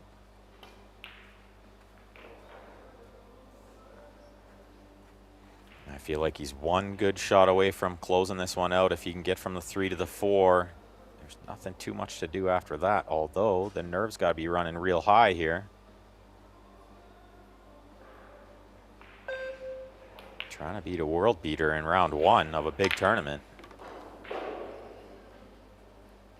I mean, safe to say that both these players got a pretty tough draw. In a 96-player field, they were probably hoping for something a little easier.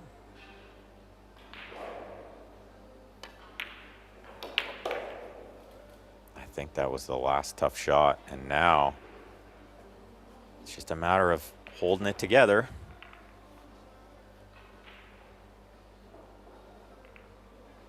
And I think he knows it too, because he didn't take any time at all on this 5 ball. He knew the work was done. Now it's just get out of your own way.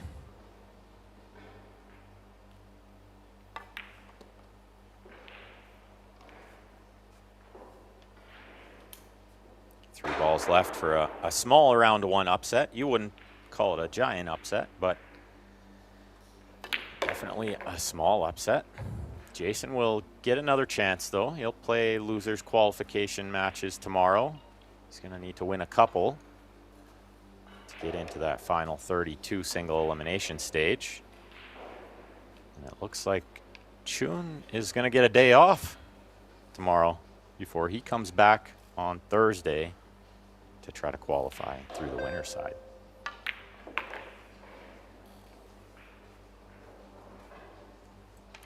But it's not over yet. Still got to make this ball.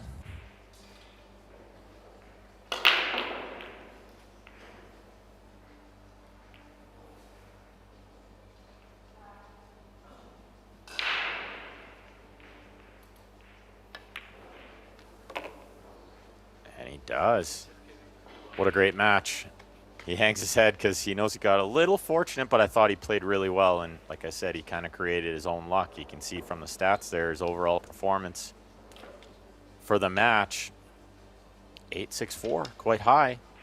Not too many missed balls. Real good match. And that's it for table 2. So head on over to table 1, guys. Still a match going on over there. We'll be back over on table 2 here tomorrow morning, bright and early. Set an alarm. Don't miss it.